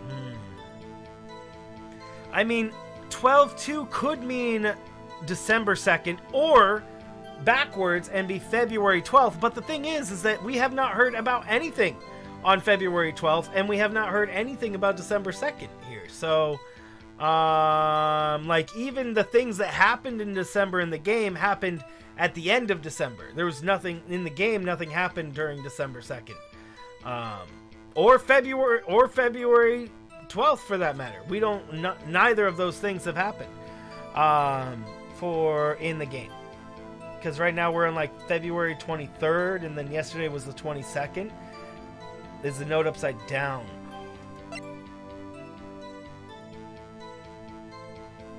That's an interesting point. Is the note upside down? Then if we had that upside down, it would be 221. 221 to L9? I mean, 221...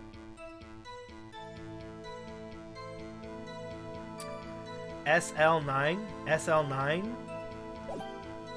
221 SL9. I could see it. Yeah, that's a good point.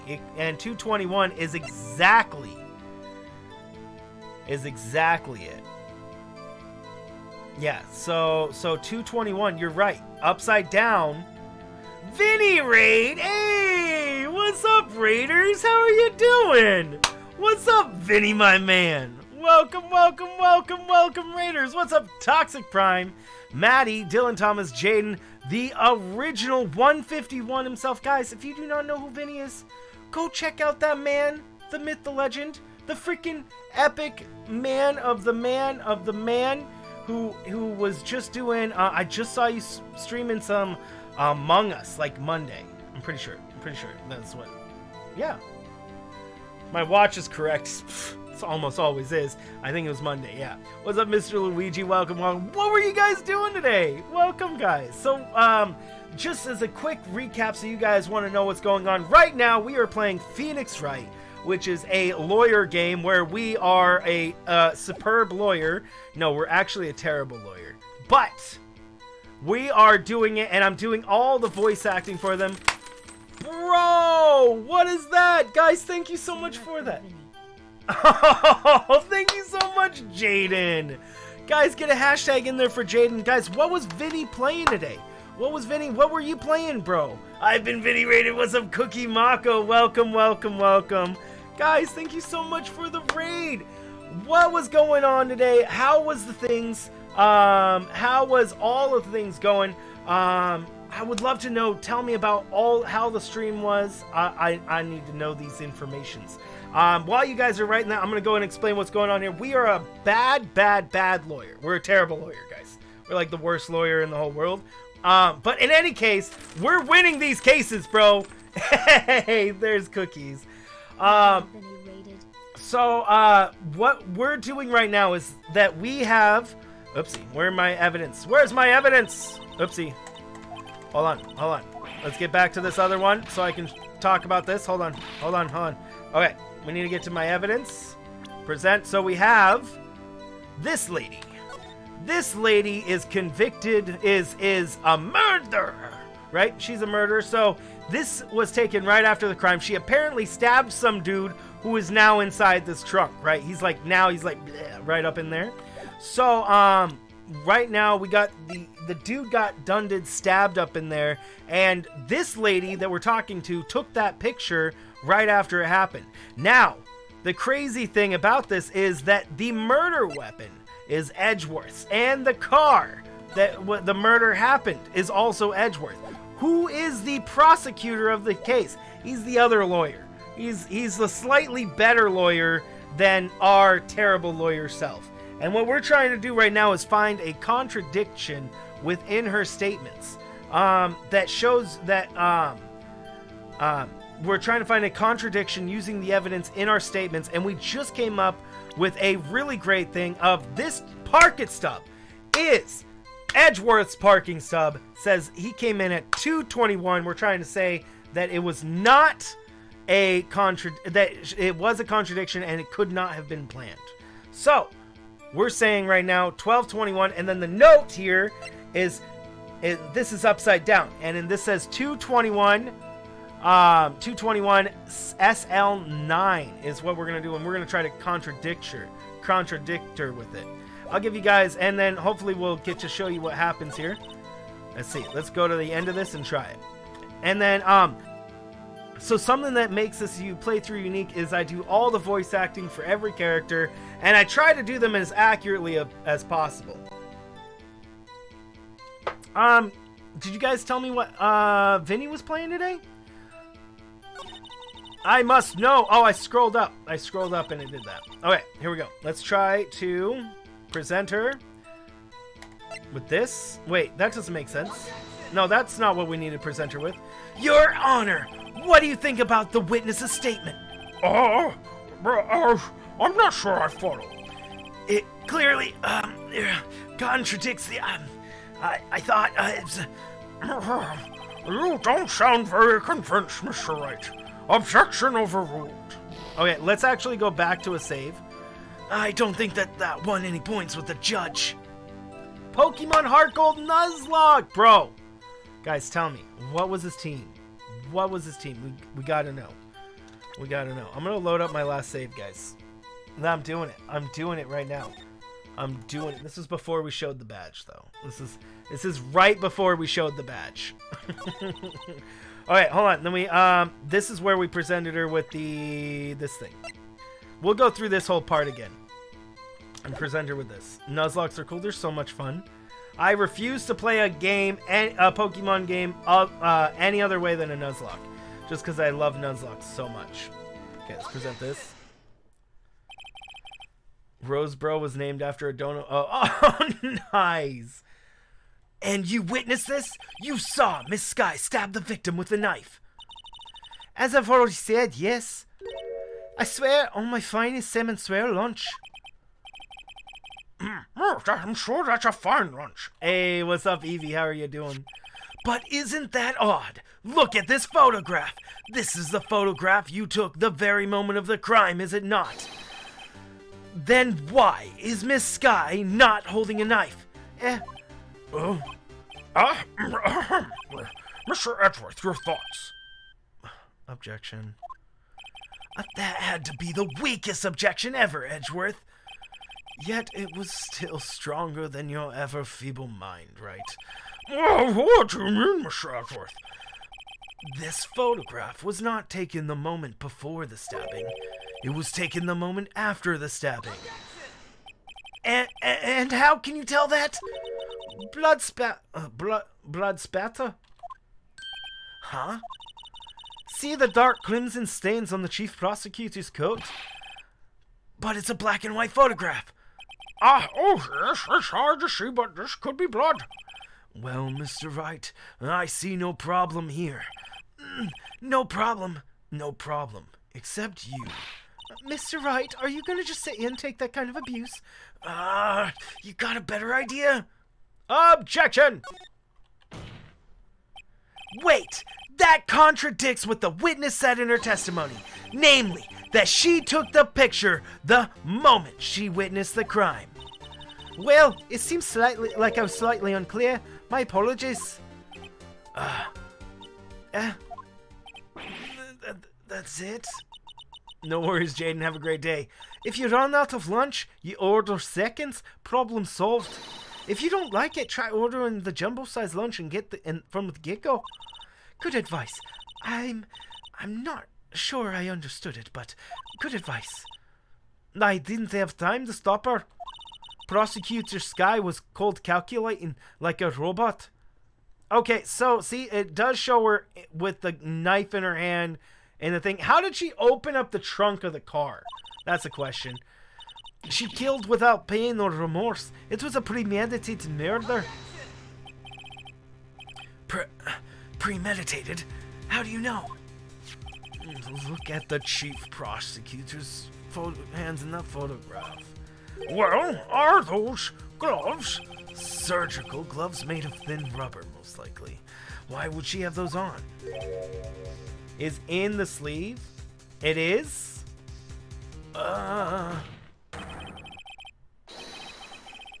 No, it's not. If it was not premeditated, then she would be wearing why she would not be wearing those gloves? Wah! Is it, Nadina? I don't think so. These gloves do seem to be a tale of premeditation. Premeditated murder, a serious offense. Witness, address your testimony. The murder was planned. The rubber gloves prove it. When the lady did the flashback, the flash, so that tells us that the flashback, oopsie, I didn't mean to load. I'm not going to load, I want to save. Here, let's just save right here. Bum, bum, bum, bum, beep, bop, bop, beep, beep, bo.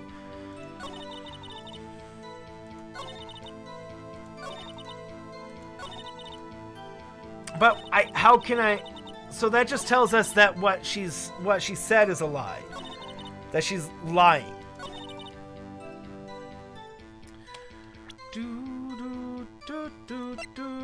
Yeah, so that proves that she's lying. That would prove that she's lying, but the question is still, what do we do to prove that it was not planned? I mean, maybe I'm thinking in the wrong way. Maybe we don't think about if it was not planned. We have to just contradict something she says. Whatever it is, we just have to contradict something she says. The rubber gloves prove it. You saw Chief standing next to a garish car. Bro.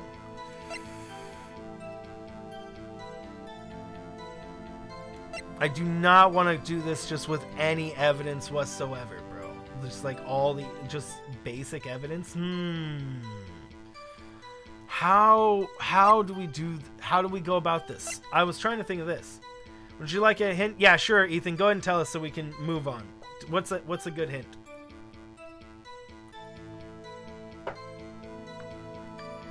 Thank you again, guys, all for joining in on that Vinny raid. Thank you guys for hanging out. And again, I'm going to shout out Vinny again. Guys, go check out this man. Original 151. His name is Vinny. He's really Vinny. Like my new song? It's calling Vinny. He's a great... Guys, Vinny, if you guys don't know, that man's got... He can rap. He's got some good songs, bro. Some good songs. I want to make a song here soon, but I probably won't make anything as good as Vinny comes up with.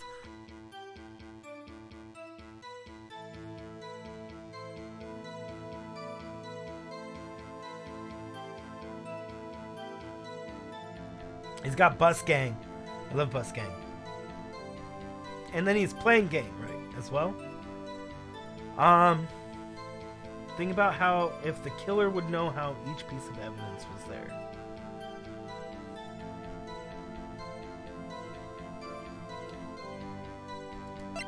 I don't think that helped me, Ethan. Not easy. If each piece of evidence was there, think about how if the killer would know how each piece of evidence was there. I'm not sure that helped me. Through a wire fence. Yeah, she was you're pretty much saying that she was meant to be. She knew she was there.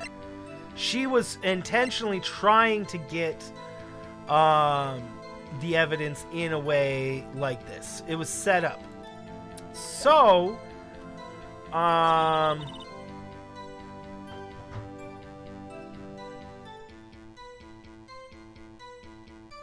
mean, her picture.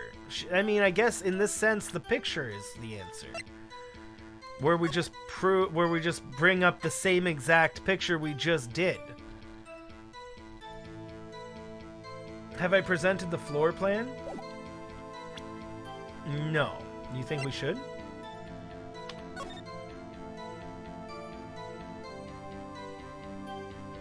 That a specific item was at the crime scene? Well... Oh! Well, I mean, but I don't know how... I mean, I can just present stuff. This is wrong. This is the wrong thing. At this point, I just don't even know. She's too sus? I don't know. Would she know? Anything was the crime scene. I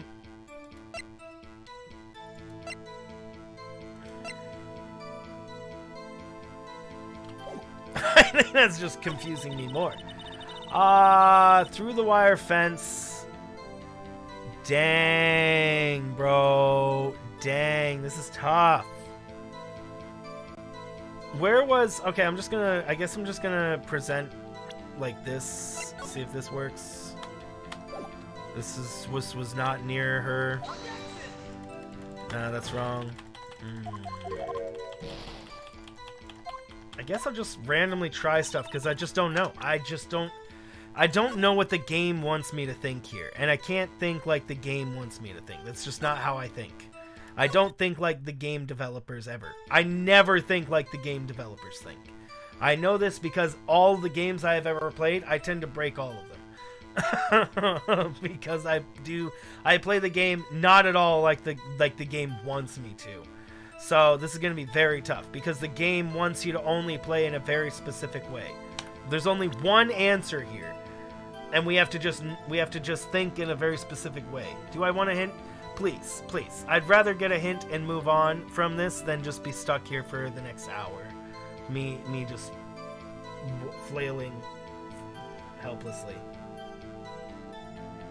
Because I have no idea. I have literally none clue. I have literally none clue at all. What did I use so far? A bunch of stuff. If the murder was planned, how did she plan how she'd kill the guy? That's what my question was too earlier. Like, how did she know about this here? How did she know about the thing in the toolbox? Oh wait, are you saying that this was right and I just didn't try the knife? Are you serious? Are you guys just saying that I was already correct and I just didn't try the correct answer? I'm going to be very upset with myself if that's the case. Because I already was saying, well, it says usually in Edgeworth's toolbox, how would she have that, blah, blah, blah. And then I just didn't try it. Oh, my word. If this is the answer, I hate myself. I hate it. I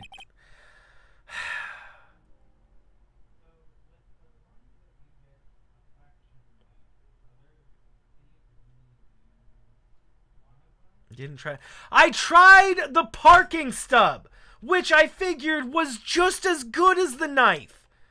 I tried the parking stub because I figured it was just as good as the knife. Because how would she know that Edgeworth was going to be there 3 minutes beforehand? So I tried the parking stub. It didn't work. And so I thought the knife wouldn't work either, because I'm all like, why would the knife work if the parking stub didn't work? The parking stub is just as good as evidence that the knife wouldn't. How would she know that was going to be there? This is like the third time this has happened in this game, guys. So that's what makes it worse. This keeps on happening to me in this game. I try other pieces of evidence that should work, but because the game doesn't want me to use that piece of evidence, they want me to use a different piece of evidence, I get the answer wrong. So because I voiced it earlier. I literally voiced it to you guys. I'm all like, yeah, so we could use the knife because it says usually in Edgeworth's toolboxes. Oh my word. So apparently in the game's mind, she knew that he'd be here by exactly 5:12 p.m., right? So in the game's mind, she knew that he would be there exactly 2 minutes and be out of 3 minutes and be out of the garage within that time so that she could commit this murder. Yeah, she somehow knew that, but she didn't know the knife was going to be in there. Oh my word. I'm so upset. Whatever. Moving on. Witness, do you know what this is? Are you trying to test me? I sell lunchboxes for a living, you know. That's a knife. The knife. And the knife was in Port Edgeworth's trunk. Indeed, it is my knife. What's with this case? The bloody man, the defendant, chief prosecutor district, right? Mommy, our prosecutors bad people. There's a fucking kid in the audience.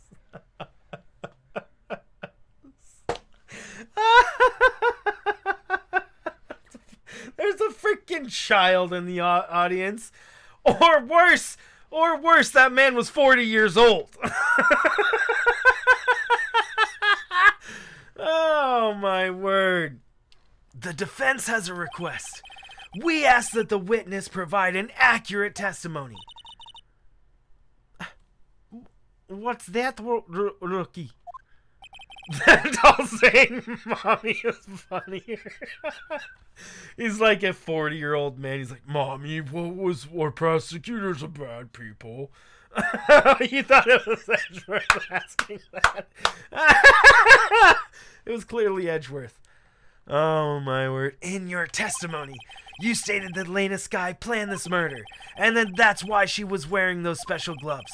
Seems like a natural conclusion to me. The gloves do indicate planning. However, why would she not also prepare the most important thing? The murder weapon. This knife just happened to be in the trunk of that car. Ladies and gentlemen, if you're going to plan a murder, you don't forget the weapon. You don't think they would let a kid in? Probably not. Order! Order! Order! Great, now the tide is turning in our favor. Great show, Mr. Wright. My sister's as good as free. Right. I believe the next lunch you'll be eating is humble pie. What? I hope you weren't deluding yourself into thinking the tide has turned. Not over such a trifling detail. But this shoots a hole in the whole premeditated theory. The prosecution could care less if it was premeditated or not. The only one who seems to care is that lunch lady over there. He is right. It doesn't matter if it was premeditated. If it happened, it happened. It doesn't. Right now, the premeditation just depends on what the charge is. The final charge would be manslaughter. Would be what is it? It wouldn't be. There would be two different terms in a legal case for it. Like, it would actually be tried as different cases if it was premeditated or not. But it'd still be a murder, one way or the other. The defendant, Lana Skye, murdered a detective with a knife. That is the only thing the prosecution need prove. Nothing else. Very good, Mr. Prosecutor. I suppose you think you're clever now? But you know as well as I do that she planned on killing him. It was planned. Yeah, first-degree murder, and you would get more time. And a planned murder would be more time in jail, and than the other one is in the moment. Yeah, there you go. Manslaughter is not. Well, no, I think manslaughter is more like accidentally hitting somebody with your car kind of situation.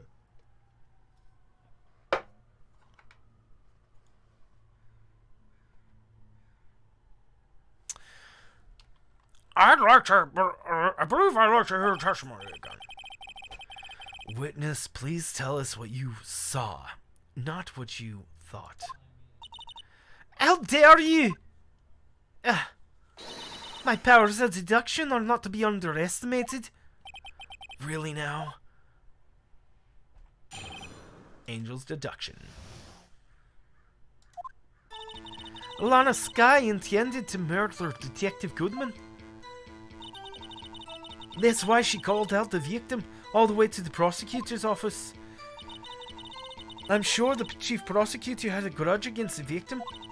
Nothing else could drive that human machine to plunge in the knife again and again.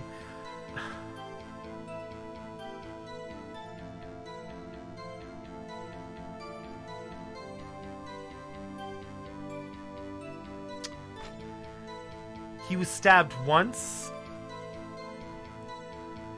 Hey, what's up, Maz? How are you doing? The victim was summoned from the police department to the prosecutor's office.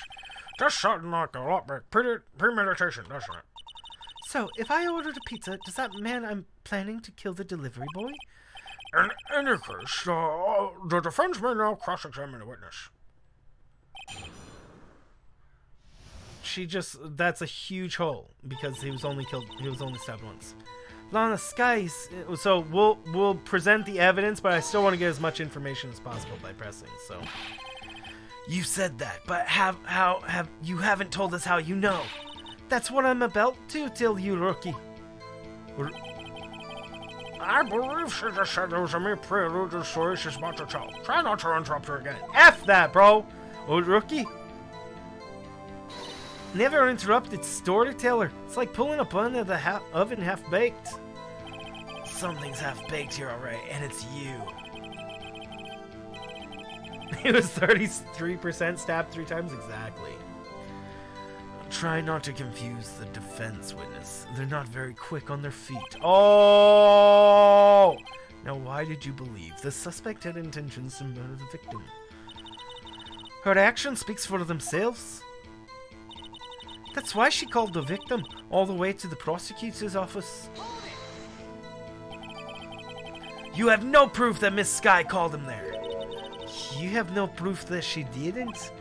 That's so dumb. We know she called him there, but like her excuse that we didn't is not it at all. Dude, yeah, we have no proof that Santa Claus doesn't exist. But we also don't have proof that he does exist. Does that mean he exists? Clearly. Therefore, Santa Claus must exist because we don't have proof he doesn't. Bro, clearly. That's how that works. Jeez. Upsetting logic. Lack of logic. Actually, it's worth the thought. There is no record of a call made on the defendant, Miss Lana Sky's phone. She might have written them a letter? Come on. You could have at least tried public phone first, at least. In any case, the victim came to the prosecutor's office where he was murdered. Wait, she said she called him in there. I'm sure she had a reason to be there. Witness? Why do you think the suspect who was summoned the victim that day? I'm sure the chief prosecutor had a grudge against the victim. But Lena told us she called the victim in. What? Lena called us, right? Told us that she called him in. SL9. What does SL9 mean? They were in the prosecutor's office. SL9. No, we were on the 12th floor of the prosecutor's office. I don't know what SL9 means. Bum bum be do dee do.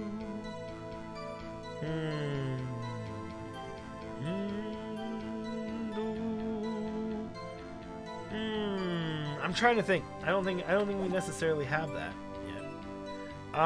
Let's go ahead and press this. What kind of grudge? Well, I wouldn't know that. Of course you don't. That's because she didn't have a grudge. Rookie, I have a lunchbox here. Now, what's inside? How am I supposed to know? Security lot 9? No. Good guess. See, we agree that there's a lunchbox here, but we don't know what's inside. A person's life is like a lunchbox with pretzels. Don't you agree? Nah, you know, guys, life is like a box of chocolates. Yeah, you know? You never know what you're gonna get, you know? I know. Poetic. It's completely came up with off the top of my head. It's just, yeah, I mean, I know you can, yeah, very, very, very well thought out. Definitely. That you're welcome. Let's continue. We don't know what's in the lunchbox, but she does. Shamar, you're right. I get it. That's why my lunch was so salty. This judge isn't very good with metaphors. The suspect had a grudge against Detective Goodman. Will you tell us your basis for thinking this? That's more like, hold on. Will you tell us your basis for thinking this? It's simple. Nothing could else drive that human machine to plunge the knife in again and again.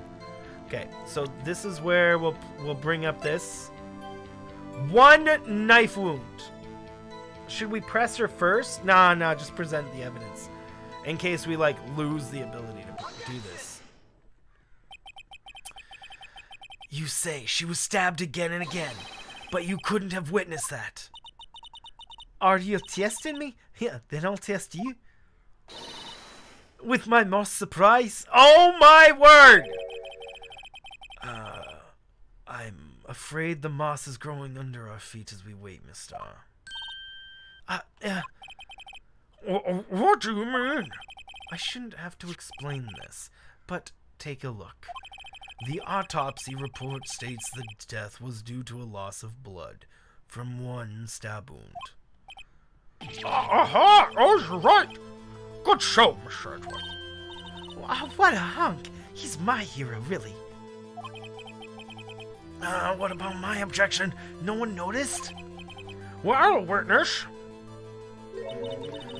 Oh my word! What is up with this lady and her lunchboxes? Oh my...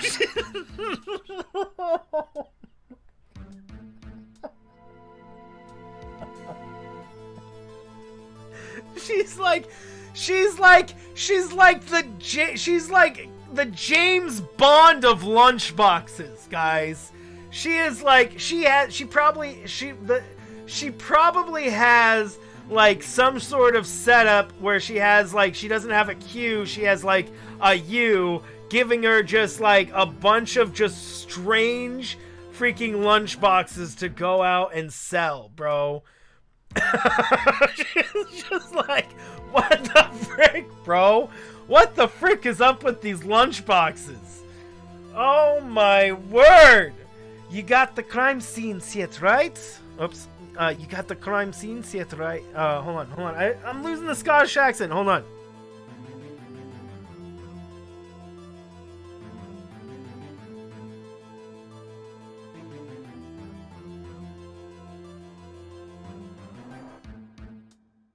Dang it, I lost the Scottish accent. Dang it. Hold on.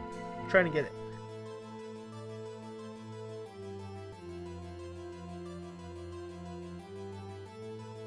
I'm saying it wrong. I'm just moving on to the next one. You don't agree with that? You don't agree with what? It's making them in the blink of an eye, Ethan? Bro, that would be legit. She has a superpower. Thanks. I always believed that no one could ever mistake ketchup for blood. But now I realize that mistakes are such possible. So, you're saying you mistook something for blood. When she lifted her knife, I thought I saw blood at her breast. Spattered blood from the victim? That's why I thought she must have stabbed him at least twice. Then, tell us what you thought that the blood was. That what you thought was blood. Testify. Her red muffler looked like blood to me. That's how ghastly the whole scene was? Ba ba ba beep. Her red muffler? What?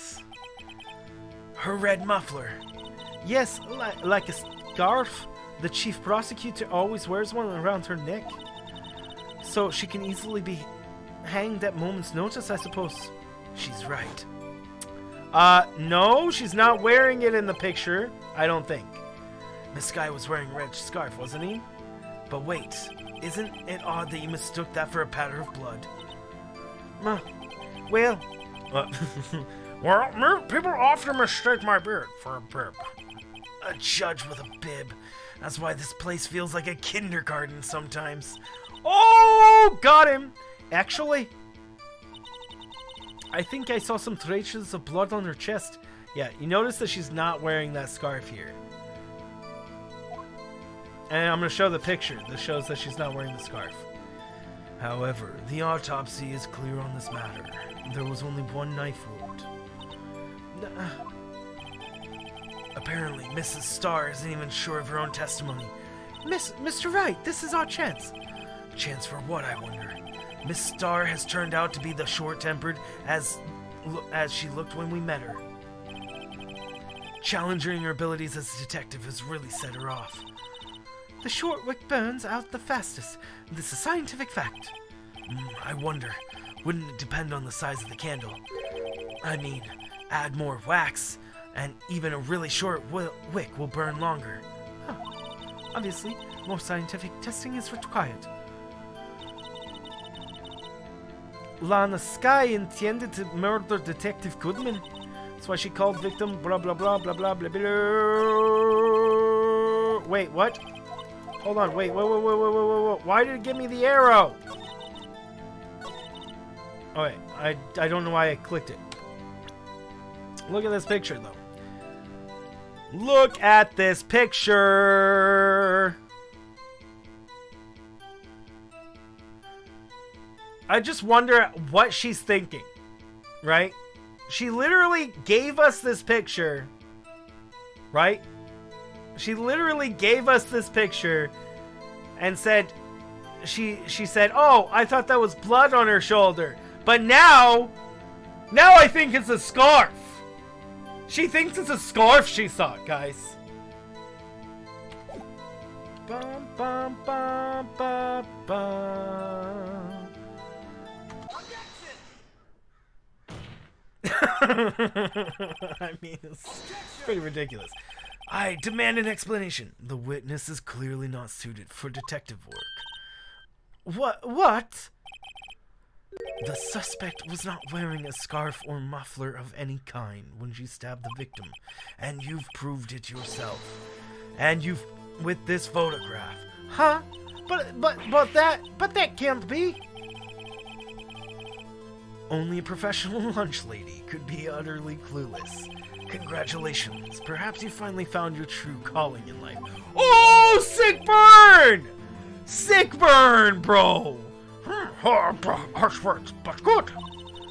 In the end, Mr. Edgeworth prevails. What was my objection? Chopped liver? Guys, I've said it before, and I'm going to say it again. The main character is Edgeworth in this game. It's not Phoenix Wright. Phoenix Wright is the sidekick. Edgeworth is... We are on the... Oh my word, I'm just realizing... We're on the last episode of this game. This is the last episode, and Edgeworth is still taking priority in pretty much everything. Therefore, I am convinced that this is a story, that Phoenix Wright's Ace Attorney is Edgeworth's story of redemption. That's what it is. And we're just the sidekick. But it was there, a scarf. No, not that, but something red, really. Well now, where were we? The witness has given us the entertaining interlude, but back to business. What? Very well, witness. Continue your testimony. You saw the crime and apprehended the suspect. Tell us about that. Very well. I do remember some things accurately, at least. Ultimately, we couldn't shake the most important part of her testimony. The most important part? The part where your sister stabs the victim! This next testimony might be just the moment of truth.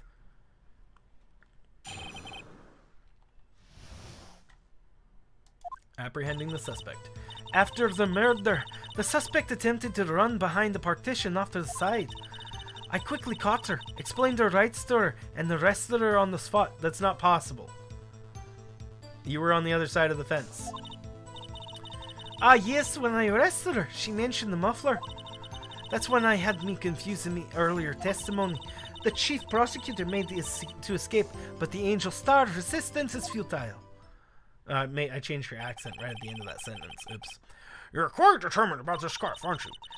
I strike like a snake and bite like a cobra. That's me, Angel Star. That wasn't a very good metaphor. First of all, cobra is a kind of snake. Don't bother with me details. Unless you want to get bitten. No, thanks. Note to self, Mr. Wright is weak against poisonous snake bites. The chief prosecutor tried to resist, but her efforts were in vain. She knocked my hands aside, kicked over an oil drum. An oil drum? That's hard to imagine. Oh, she's beautiful, but deadly. A predator, this one. A leopard woman. Rawr. Very well, Mr. Wright, you're cross-examined, if you will. The F with this girl, I know, right? After the murder, the suspect attempted to run behind the partition off to her side. Yeah, no. We're gonna press this really quick, but there was a big fence in between them. So, where's the partition on these floor plans? I'm sure she means this wall next to the car. That's right. Oh, that was Edgeworth saying that. There was a wall there, about 6 feet high. She was obviously trying to hide herself. Quite a natural thing for a criminal to do. And what did you do then? I quickly caught her, explained her rights to her, and arrested her on the spot. Yeah, so let's press this, but there's information here. You say quickly. Were you close to the suspect? As I just said, I was only 30 feet away from her the whole time. Maybe I should press her for more details? Yes, because she was on the other side of the fence? I'd like to see this on the floor plans, just to be safe. The lunchland car was... She was a visitor, thus she was parked in B block. So you witnessed the murder from here. That would make it about 30 feet from the car. That would make it for about 30 feet from the car, yes? Is that correct, Miss Starr? Yes, that's right. But there was a chain link fence. But there was a chain link fence in front of you. I went over it, of course. Amazing! Well, cough up Queen, let's lay the athlete indeed. It would have taken her a little time to climb over the fence, so she couldn't have gotten to my sister that fast. Yeah, that fence was about 9 feet high, too. So how did Miss Skye not get away?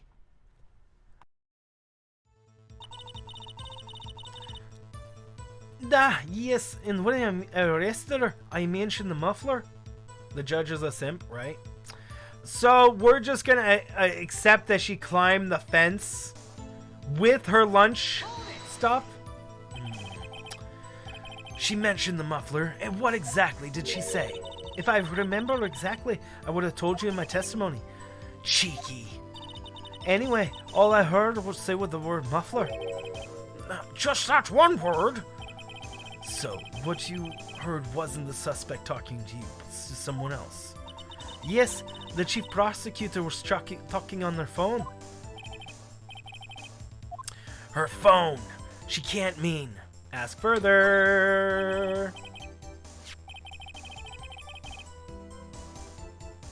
She blocked simp. That's funny. That's funny. Dang, top chat. By phone, you mean this cell phone, discovered at the crime scene? The last dialed number was right next to us. Yes, ultimately. Ultimately. My memory. It's like a salmon heading upstream, you see. No, it doesn't seem, Mister. The chief prosecutor first attempted to use the phone hanging on the wall. On the wall? That's right. Near the car, there was an emergency phone on the wall.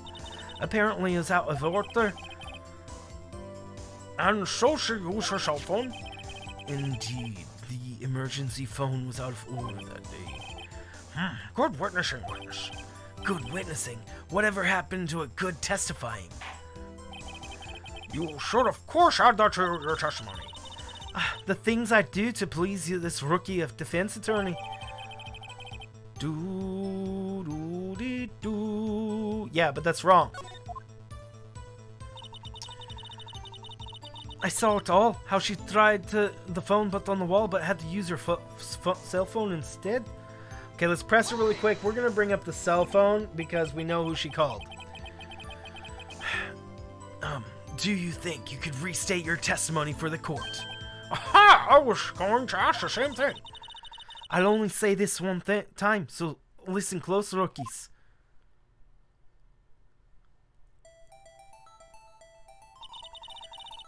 The chief prosecutor stabbed the victim and ran behind the partition. She picked up the emergency phone, but it was out of order. How do you know this? So she pulled out her own cell phone out of her pocket. And during that time, you climbed over the chain link fence? Then, when I boldly grabbed her arm, the chief prosecutor hung up her phone. And you saw her doing this. What is it, Mr. Wright? The chief prosecutor made to escape, but the angel star resistance is futile. Bro.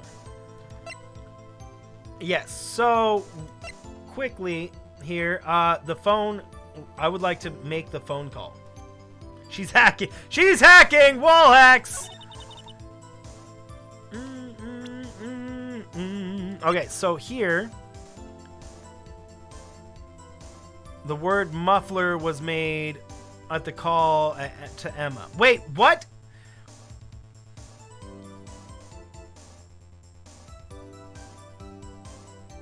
Wait, but Emma is standing right next to us. She heard none of that. Are we not going to be able to use that as evidence? I'm guessing we're not going to be able to use that as evidence because it was added to this. Because Emma didn't hear no muffler. You know? So... she didn't say she heard muffler. Bro. Hold on, let's press this really quick. She made to escape. Can you be more specific? She brushed aside my hand and ran. It was a terrible sight to see, like a dollop of lard on pâté fourgras. She even kicked over an oil drum at me. An oil drum. There was an oil drum lying on the crime scene. But it's strange. What's that? If she wanted to escape, why didn't she run the other way? Good question. Or the parking lot entrance. That's right. It doesn't make any sense that she would run from behind the partition to the oil drums. Excellent. More mysteries. I wish I could solve a few before finding more, though. So Miss Sky tried to run. I'm sorry. My sister is so suspicious, Miss Wright. Not as sorry as I am. But she didn't do it. You have to believe me.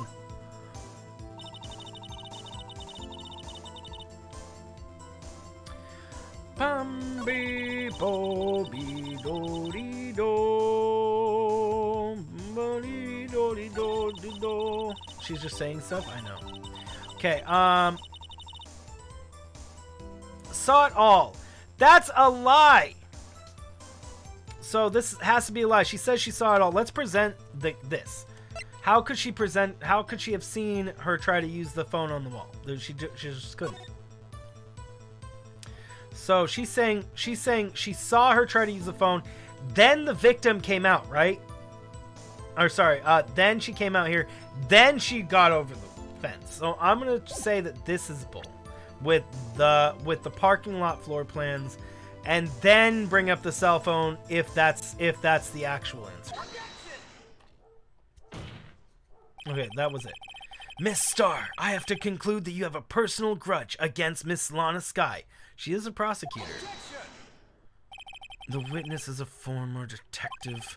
Her testimony is unmarred by personal bias. She is completely and most biased person I have ever seen. Well, who would have thought my knight in shining armor would be a prosecutor? She has the new Lunchbox 380.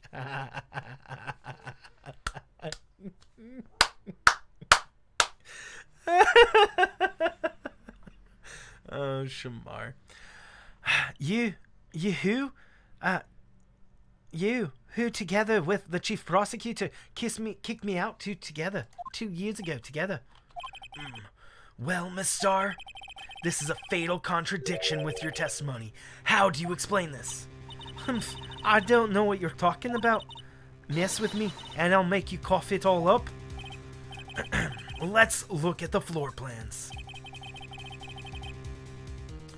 Right? Let's shake my head. I love it. Shake my head. Right? Why can't we just have one who doesn't lie? I mean, none of them are being put on the stand and then putting their right hand on the Bible and saying that they swear to tell the truth, the whole truth, and nothing but the truth. So, maybe that's why. Maybe that's why they lie. Yeah, it was the floor plans. Maz. Make sure you're live. Everybody should make sure that they are live. You said you witnessed the crime from this point. However, if that's true, you couldn't possibly have seen Miss Skye making that phone call. Gah. I believe you see what I'm getting at. That emergency phone was on the backside of this partition. If indeed you were in B block, you couldn't have seen it. What? Order! What is the meaning of this? It's simple, Your Honor. She's not coughing up lunch. She's coughing up lies. Yeah. That's quite a claim, Mr. Wright. Perhaps will you allow me a question? Tell us exactly what lie this witness has told the court. Here's where the counterattack begins. I can't afford to get this wrong. The witness lied about... Bobby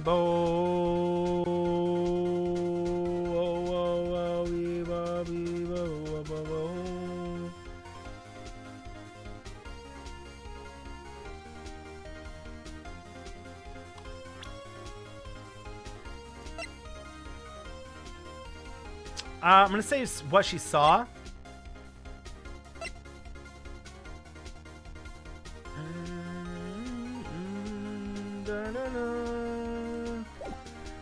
Where she saw it, what she saw. I'm gonna say what she saw. The order of events. You think the second one? Where she saw it?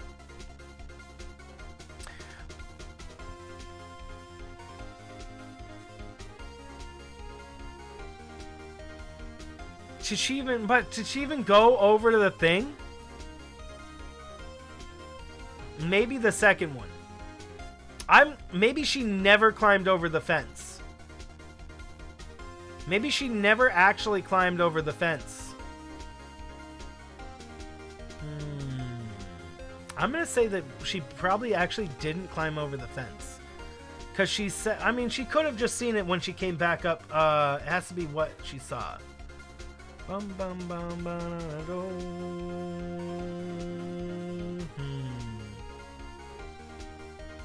She's seen the whole time. That's what she said. But she's lying, Rose. That's the whole point. Is that she's lying to us. These are what she lied. You're not 100%? Hey, no. I like it when we're all guessing for sure. As long as you don't know the answer. That's the only time it becomes a problem. If you know the answer and you're trying to tell everybody the answer, that's when it's a problem. But if you don't know and you were just guessing, yeah, it's all solve it together.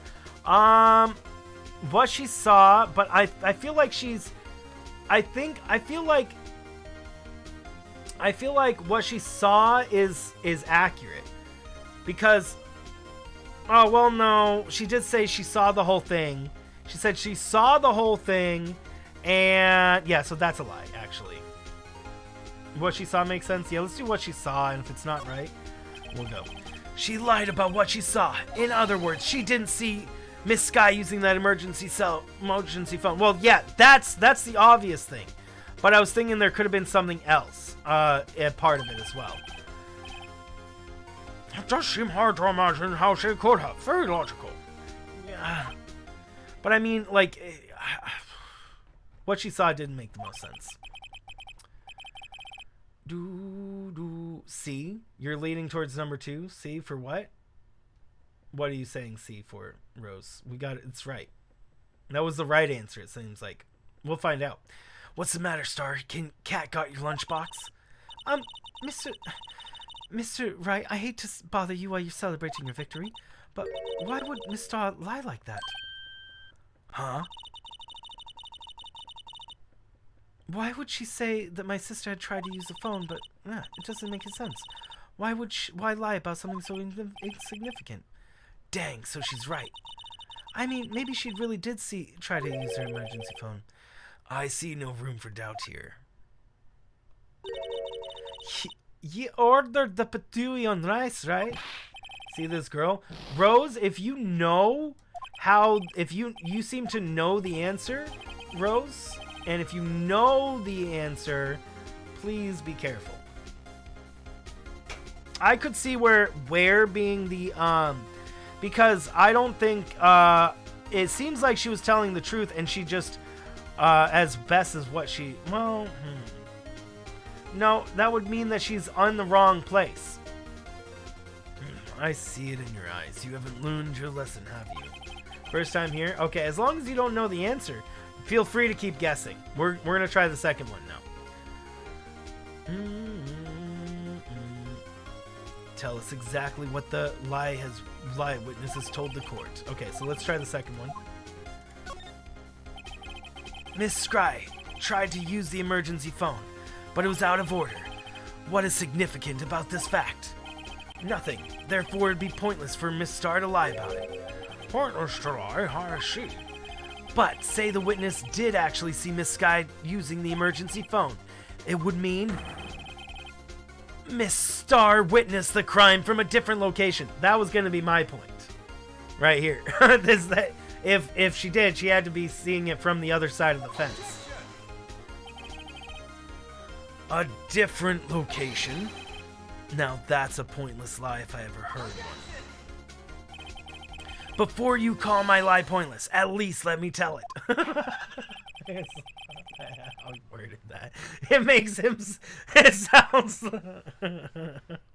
he just said that he's going to lie. Essentially just said that he was going to lie. Oh my word. Hey, Doyle the Wizard, thanks for that like and retweet. The one was right. Yeah, I think you were right, Rose. I think you were right. What's up, Nick? How are you doing? Just where was the witness when she saw the crime? All the testimony we've heard until points in one direction. The place from where Miss saw the crime was in the security room, maybe.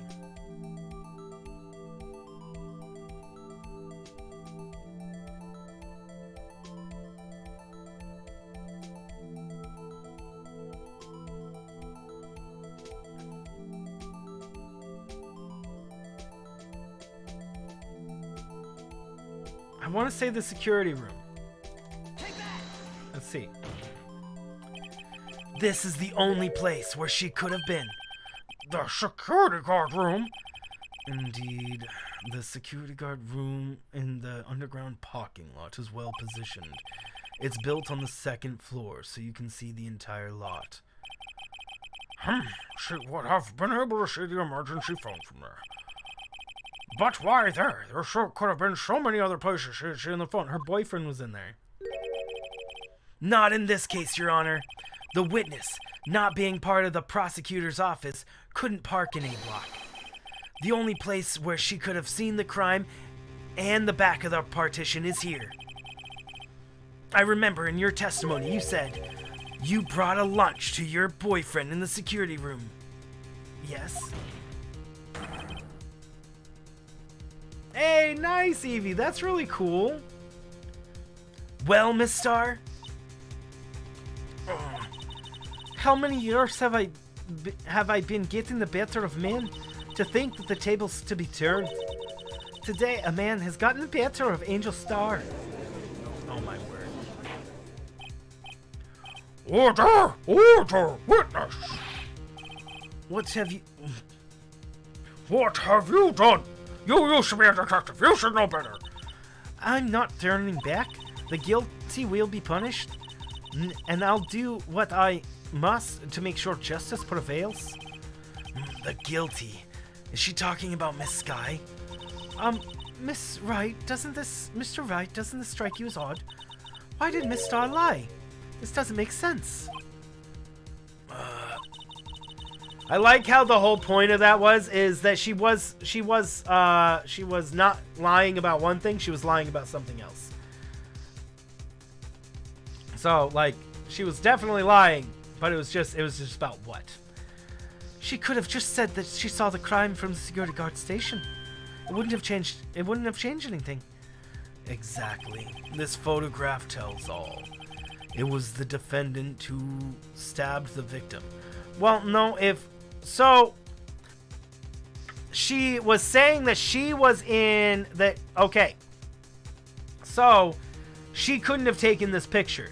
This picture was taken by somebody else that was not Lunch Lady. Because she was in the security thing. So that's why she was saying she was in the other part, is so that she could say that she was that she saw it happen.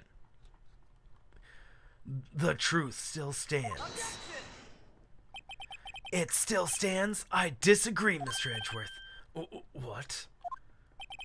If a witness is found to be lying, they're guilty of perjury.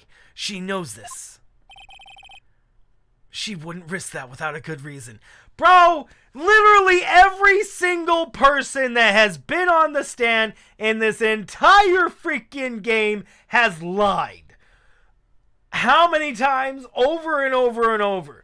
How many of them are guilty of perjury? Pfft, all of them.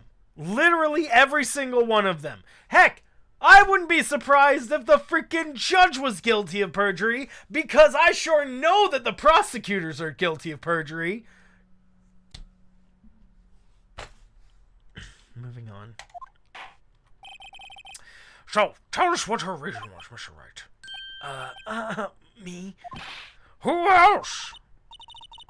She's a detective. She knows the risk more than anyone else. What he said. That's true. That is true. Mr. Wright, let's review what we know. Miss Starr witnessed the crime from the security guard station. But she lied and said she saw it from B block. It must make a vital difference, but what would change?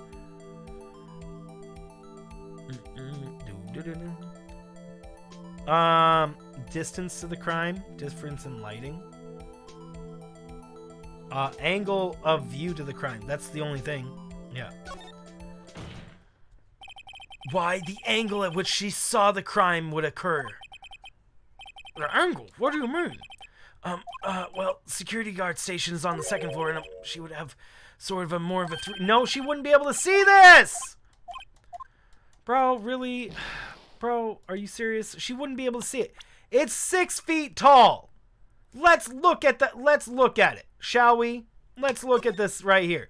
It is right here. This is a 6 foot tall wall, is what they said, and this is right behind it. This would have to be way higher to see directly behind this. This would have to be 3rd floor to see below that wall. Bro, the car is not even 6 feet tall. The car is going to be less, is like 4 or 5 feet tall, right? 6 feet tall, maybe? Max. Bro. I'm upset. Go with lighting then? Maybe. I don't know why lighting would matter. It has to be distance. It literally has to be distance. Because she said 30 feet. They never mentioned the lighting. Mr. Wright, let's review what we know. Blah, blah, blah, blah, blah. Yeah, I know. The judge is an idiot. I'm upset.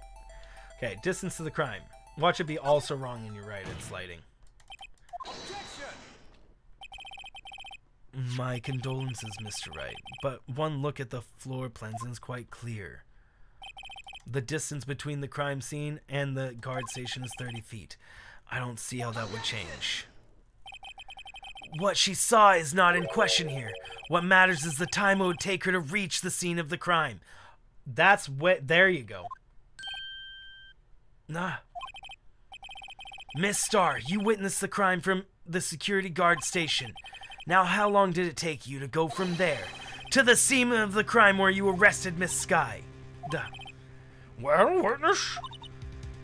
Yeah. Yes? You ordered the squid wheels, right? The quality of my lunches has gone from low to inedible. I was bringing a PB&J lunch with fresh boysenberry jam to my boyfriend. Booze and boysenberry for the boyfriend. Boysenberry for the boyfriend? He wasn't in the station, so I waited. I witnessed the crime from the glass-walled station. And before I knew what was going on, but I found myself running towards the scene. But the door was locked. I couldn't open it.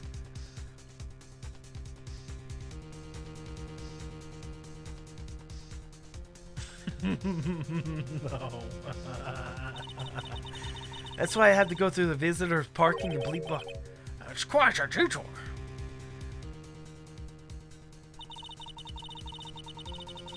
It probably took me at least 5 minutes to get to the scene of the crime. For 5 minutes? Bro. This changes things considerably. But it was that woman over there in the defendant's chair who stabbed him. I know it. I have photographic evidence. I swear it. I swear it on my finest plastic spork. You have a point, and the spork is a wonderful invention. Would you like another caviar lunch? Absolutely! Uh-oh. Mr. Wright, you have to do something. Do I have any evidence to stop this? Yeah, probably. I don't know what, but sure. 5 minutes between the witnessing the murder and the arrest. Think about it. You could make pasta in that amount of time, if you like it al dente. I've got lunch boxes with pasta into knots, rookie. A 5-minute blank. Isn't that strange? Strange. If you were a criminal, what would you do with 5 minutes, Your Honor? Well, I guess I'd flee the scene. Hey, don't get the wrong idea. I didn't kill anyone. But if you had the instincts of a killer, you would run. But this time was different. Miss Sky dawdled at the scene of the crime. She even had her picture taken. No true criminal would act this way. It's inconceivable. Yeah. Well then, it seems we've come to the end of his testimony. The witness has a grudge against the defendant and a blank in her testimony. Mr. Edgeworth is the next witness ready to go. Unfortunately, I appear to have overestimated this witness on account of a professional history. We did it! We screwed that shut. We can't shut, Mr. Wright. That was too close. I'm afraid that the cough-up queen has been dethroned. And with that, court is adjourned. Hold it! Hold it! Mr. Edgeworth, you ordered squid wheels, right? That's the one she tried to foist off on me. I prefer not to take the defense's team leftovers. Anything else to say? I might be able to save you. I have a decisive evidence. What was that? Is this another one of her trick lunchboxes? My apologies, but we have no further questions to ask of you. Ah. Is this your jumbo lunchbox? Woohoo! A triple decker! Out of deference to the witness's determination, I'll allow one more testimony. Let's hear about this decisive evidence. Oh my word, Judge! You should be fired. Like the lunch lady motto, Lunchland's motto says, you won't be disappointed. We've been disappointed by you over and over and over again, lady. What's she gonna do? Pull out of her lunchboxes this time?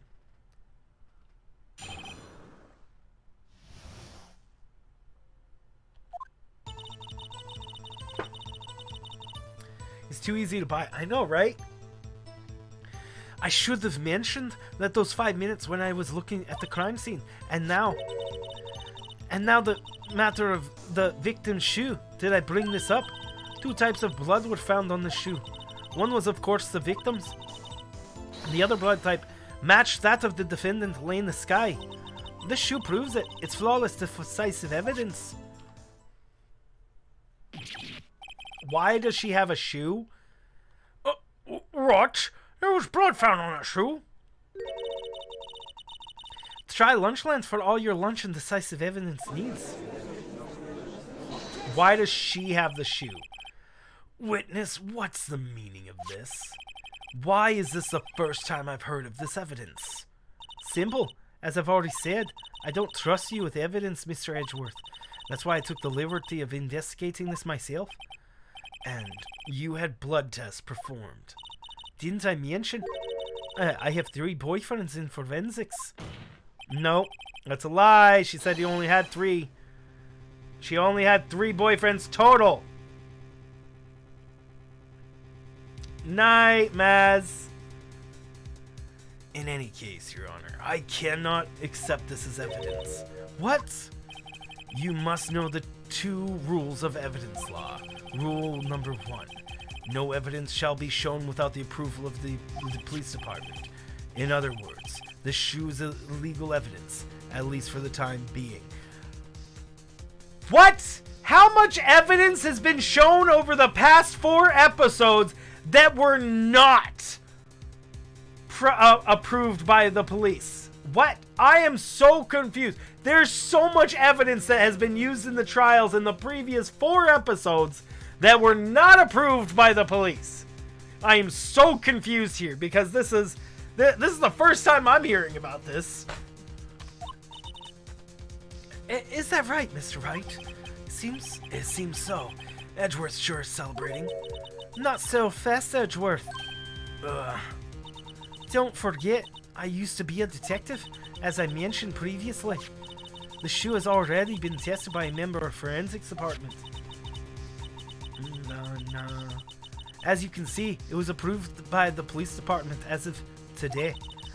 Even the general public can produce evidence, Mr. Edgeworth.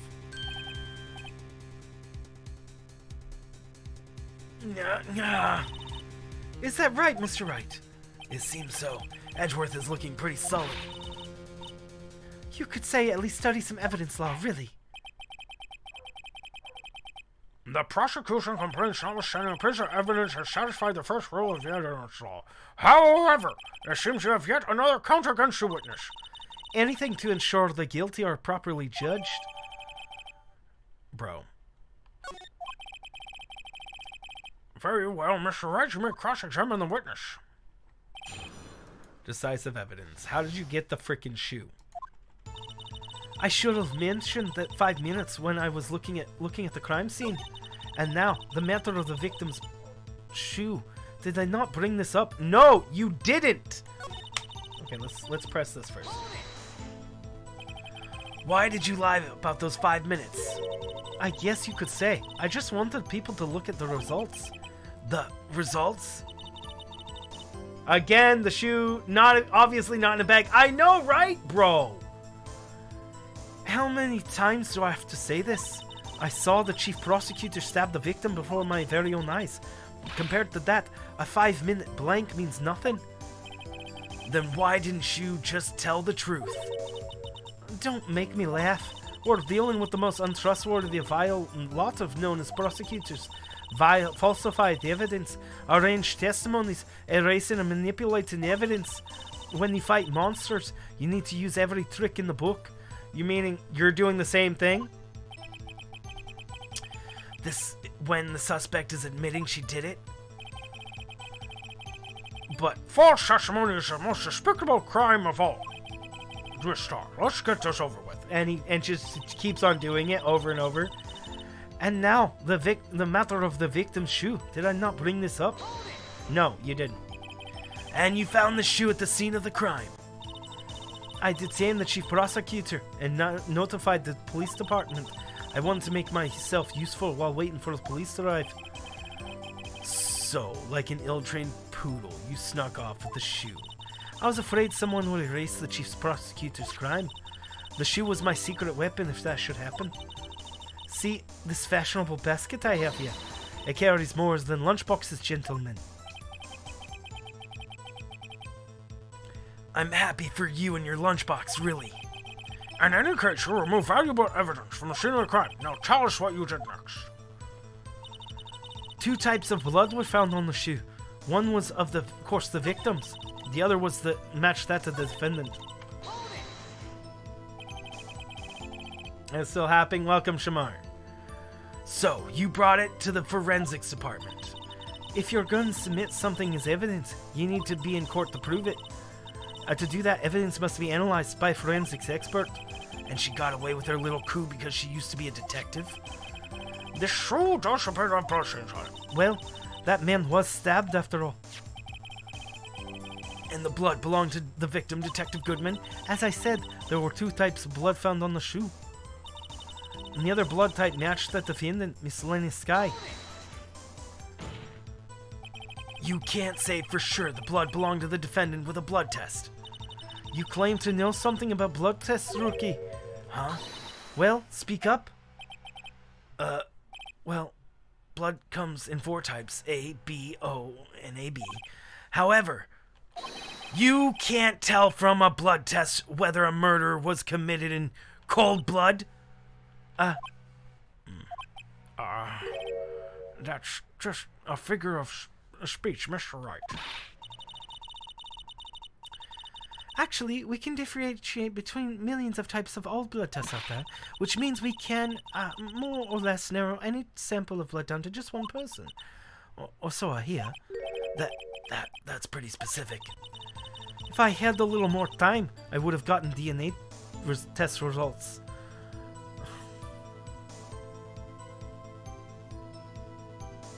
She didn't have DNA test results. Oh my word.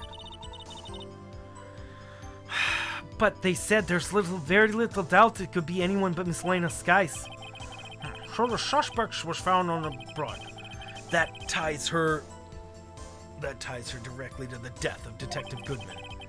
I was afraid it was gonna say that. The shoe proves it. It's flawless, decisive evidence.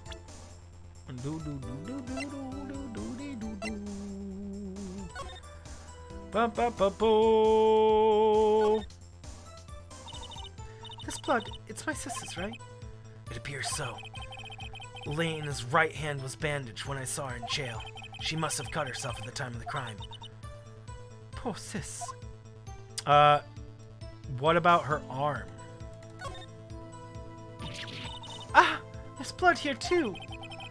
On the sole of the shoe? It's gotta be the victim's. He must have stepped in a puddle of his own blood. Oh, this blood is horrible. This blood might be an important clue. Yeah, the fact that it's on the bottom of the shoe? Bro, are you serious? The blood of his is on the bottom of the shoe. It's on the bottom of the shoe.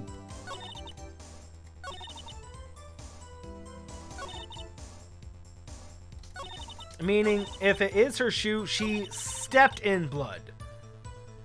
Not blood hurt her.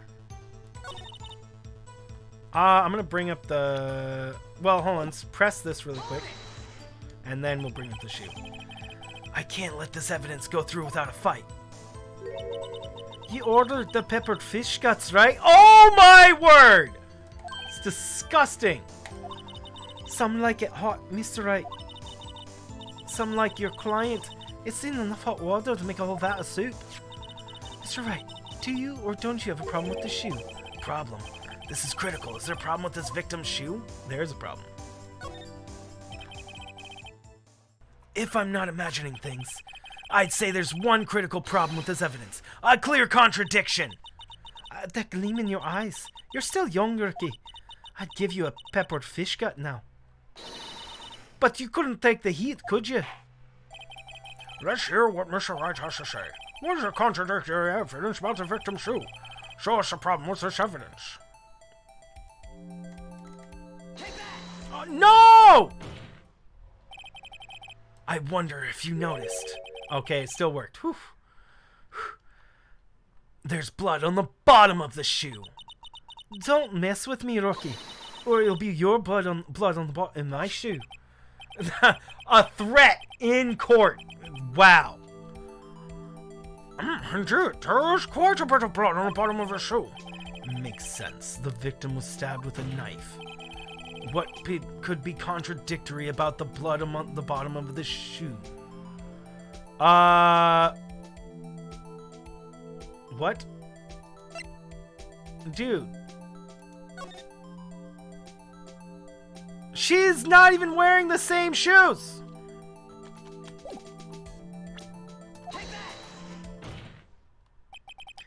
The problem lies in the footprint. The footprint. Note that the bottom of the victim's shoe is covered in blood. Then, isn't this strange? Why weren't there any bloody footprints at the scene of the crime? Aha! As you can see, there were no traces of any footprints at the scene of the crime. That contradicts your claim about the shoe. The photo's in black and white, and her shoe is black. Her shoe in the picture is black. Her shoe is white. Other than that, come on. I mean, they're the same style of shoe, but they're different colors. This picture only shows the floor where there could be bloody footprints. Then where are they, Mr. Edgeworth? Because we checked the scene and we found nothing of the sort. Order! Order! Order! Well, witness? What? Huh? I like those glasses that change color with the sun. There you go. Great going, Mr. Wright, but it's true that the lack of footprints is a contradiction. But then we have to ask why there wasn't a footprint. Oh, that's true. There has to be a reason why there wasn't a footprint. Think, Mr. Wright. Think. I don't know why it's not there. I'm just good at finding contradictions. What? Hold it. I see. Now I get it. Get what? Our witness is more devious than I gave her credit for.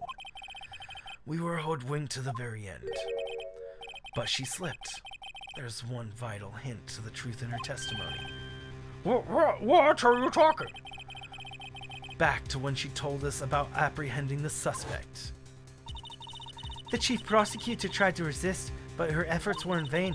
She knocked my hands aside, kicked over an oil drum. Oh, she's beautiful. But a predator, this one, a leopard woman. I thought it was strange for a normally cool-headed chief to do. No kidding. Now, witness, allow me to ask a very simple question. This oil drum, was it empty? That.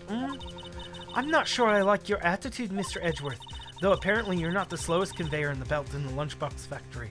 Yeah, so there was water in the oil in the drum. Well, was the oil drum empty? That oil drum, kicked over by the chief prosecutor, was brimming with water. Water? What does that mean? Still don't get it, Mr. Wright. Do you want to know the reason she knocked it over? The real reason? The real reason? Aha! You don't mean. Yes. The suspect knocked it over the oil drum for the one reason and one reason alone. To erase the blood stains that would become evidence against her. Oh, why is her shoe clean then? That ties things up nicely. The bloodstains left on the victor's shoes tie her clearly in the murder. Then, after the deed was done, she knocked over the oil drum to erase the telltale signs. Water wouldn't get rid of the blood stains, by the way, because blood stain. Like, it's in blood stains. There would be blood stains on them. What about the shoe? That's my question. Why, that's a prosecutor's specialty, erasing evidence. That reminds me, Miss Sky's right hand was hurt. Didn't she say she cut herself when she stabbed him? So that's when my sister's blood got on the shoe? Well, I see no reason to prolong this trial. Mr. Wright, do something, please. What can I do? Your sister has confessed to the crime, and she tried to conceal it. But... Enough. There's no need for further debate. Your verdict, Honor? Very well. But Angel Star is on the prosecution side. She could have been lying about the water. Their water is so powerful. Right. This court finds defendant Miss Lorena Sky. Hold it! Little girl, what did you just say? Me? Did you just say that Angel Star was on the prosecution side? Well, yeah, you are. You're saying that my sister hid evidence by erasing bloody footprints. Well, I thought you had your fill, but here you are demanding a second helping. Another lunchbox called evidence. Witness, don't tell me you have something else. The time for deliberations has passed. Any further comments and you will be held in contempt of court. Your threats don't scare the cough up queen. Look at this. A photograph? I had it just in case anyone had the gall to suggest that the white shoe didn't belong to the victim. To the victim? Oh! Wait, what? Didn't she say it was... Wait, was it the victim's crime the whole time? Wait a second. I thought it was Lana Sky's shoe. Did I miss that right? Victim's shoe. Oh, it is the victim's shoe. Oh. Okay. Okay, I thought it was Lana Sky's shoe. That makes more sense. That makes way more sense now. I see no room in evidence for error. Mr. Wright, wait, look at the asphalt in this photo. Hey, it's clearly wet.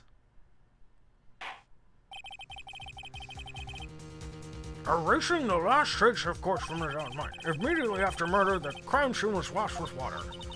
I'm sorry, Mr. Wright. I guess I couldn't help after all. No, it's not your fault. I knew I couldn't win this case from the beginning, and it seems that with your sister wanted this anyway.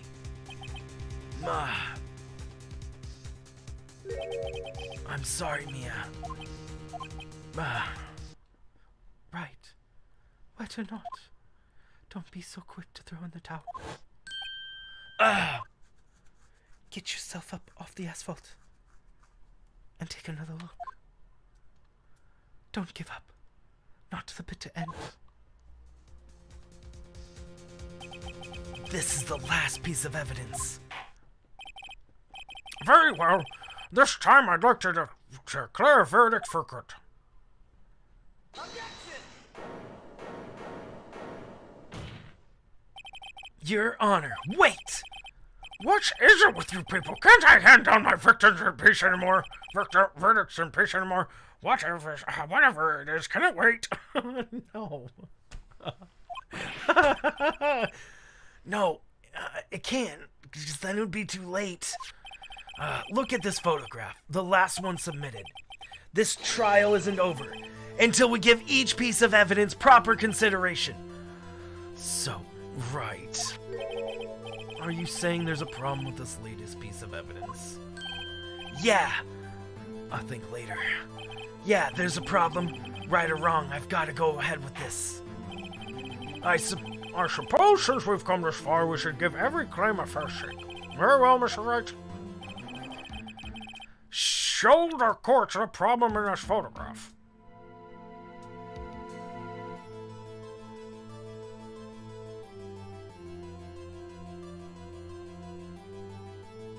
What's in the freaking muffler, bro?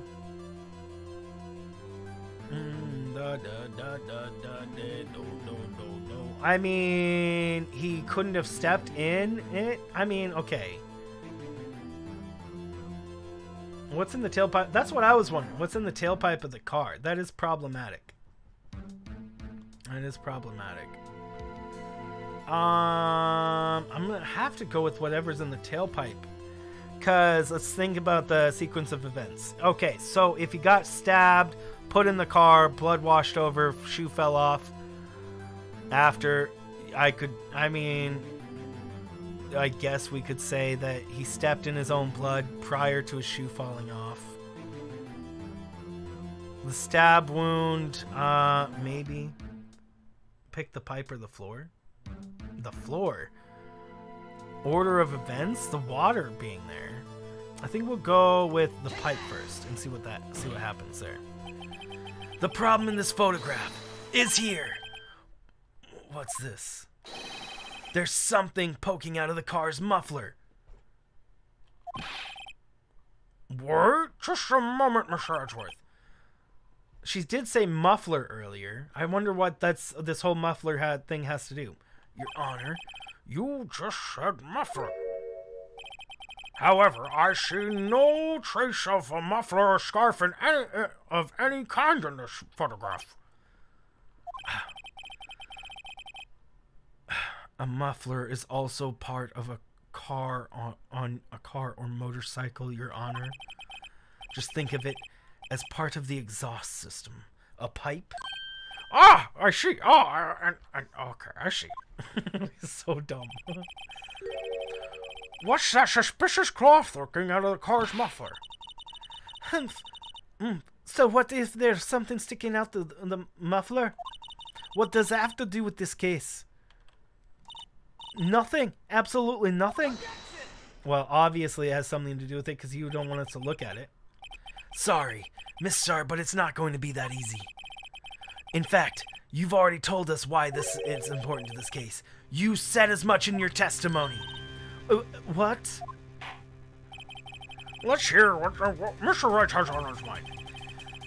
Tell us why you think this piece of muffler is related, this cloth in the muffler is related to this case.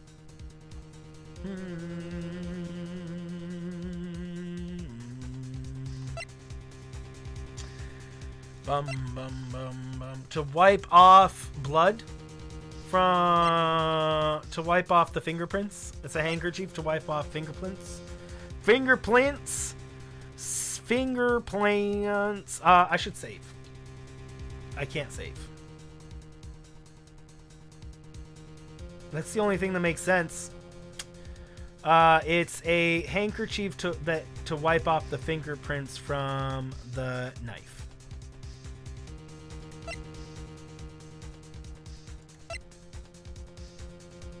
She said someone said muffler before. Yeah. Oh! That's actually a good point. We do have that. Yeah, let's do that. Let's use that. That's probably good. Yeah. Let's try that. Yeah, that makes the most sense. You're right. Yeah, you're totally right. She did say muffler before. I forgot that was added to the evidence. Miss Starr, recall your testimony for the court. Yes, when I arrested her, she mentioned the muffler. That's when she had me confused in my earlier testimony. Muffler! Arg, arg, arg.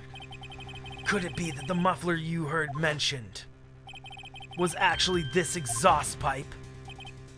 If so, That means this piece of cloth is vital evidence. Yeah.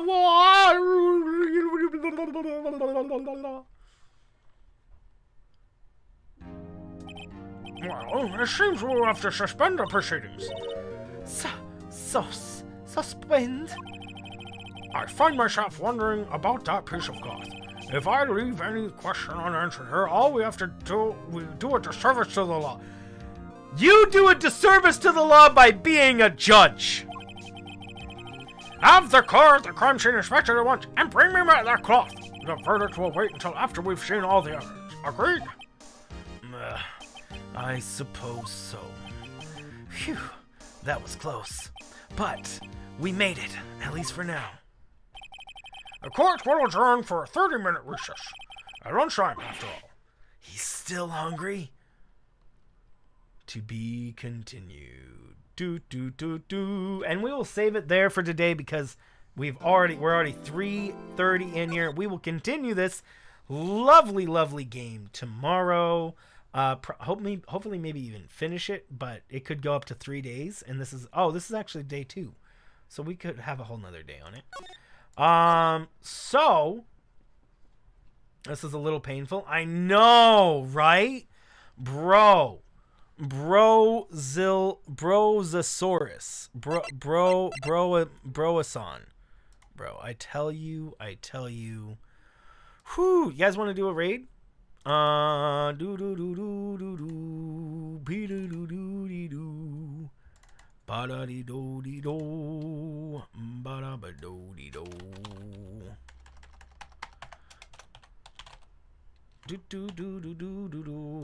let's do this. What time? So we will be starting 3.5 hours from right now. So back 3.5 hours. Noon Pacific Standard Time, and what's it called? And 3 p.m. Eastern Standard Time. I'd like to do a stream in a little bit today. I would like to do a stream later today of doing some Elden Ring. So expect some Elden Ring stream later today. But how about we go do a raid, guys? You guys want to go do a raid? You want to do a raid? Oh, I can do credits. I can put credits up. Why not? Let's do that. Okay. Thank you guys so much for joining today. It means a lot. It means all of the a lot.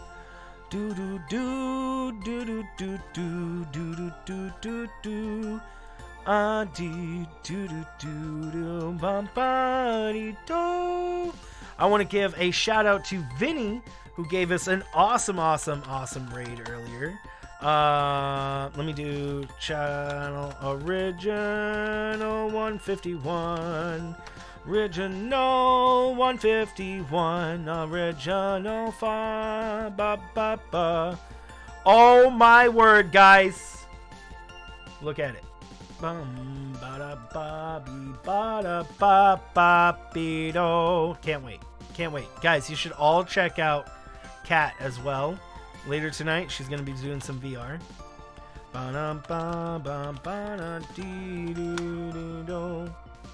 They aren't appearing.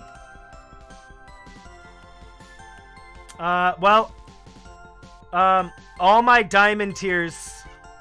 All the diamond tiers didn't see their names. That kind of sucks. I will give them a personal shout out. I'll shout them out.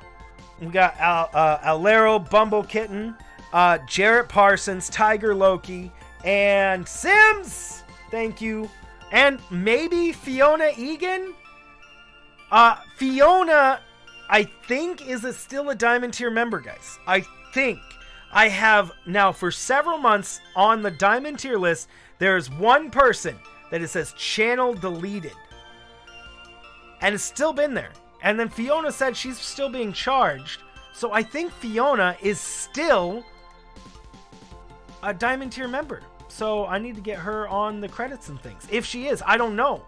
I hope that we haven't seen her much, but I do hope she's not being charged. And if she is being charged, then I would love to help her get her benefits. I'm just unsure. I'm unsure what's going on with that. Okay, guys, let's go do a raid. Raid.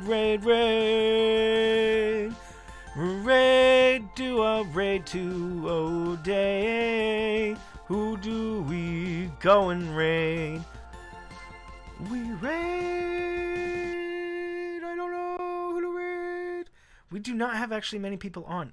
You guys want to go raid Hero Plays? He's playing some Bros of Smashing.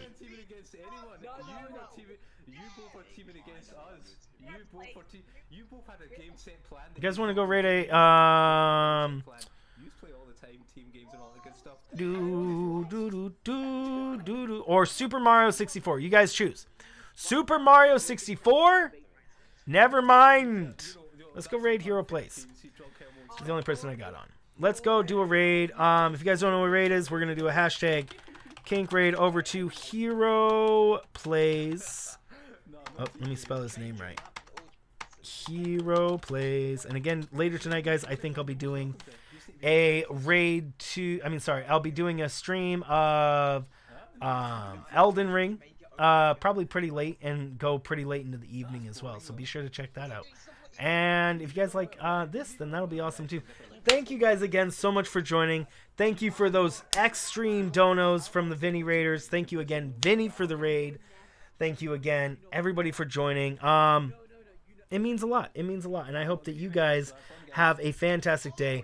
I will see you over there, over on Hero Plays, if you want to join me in the raid.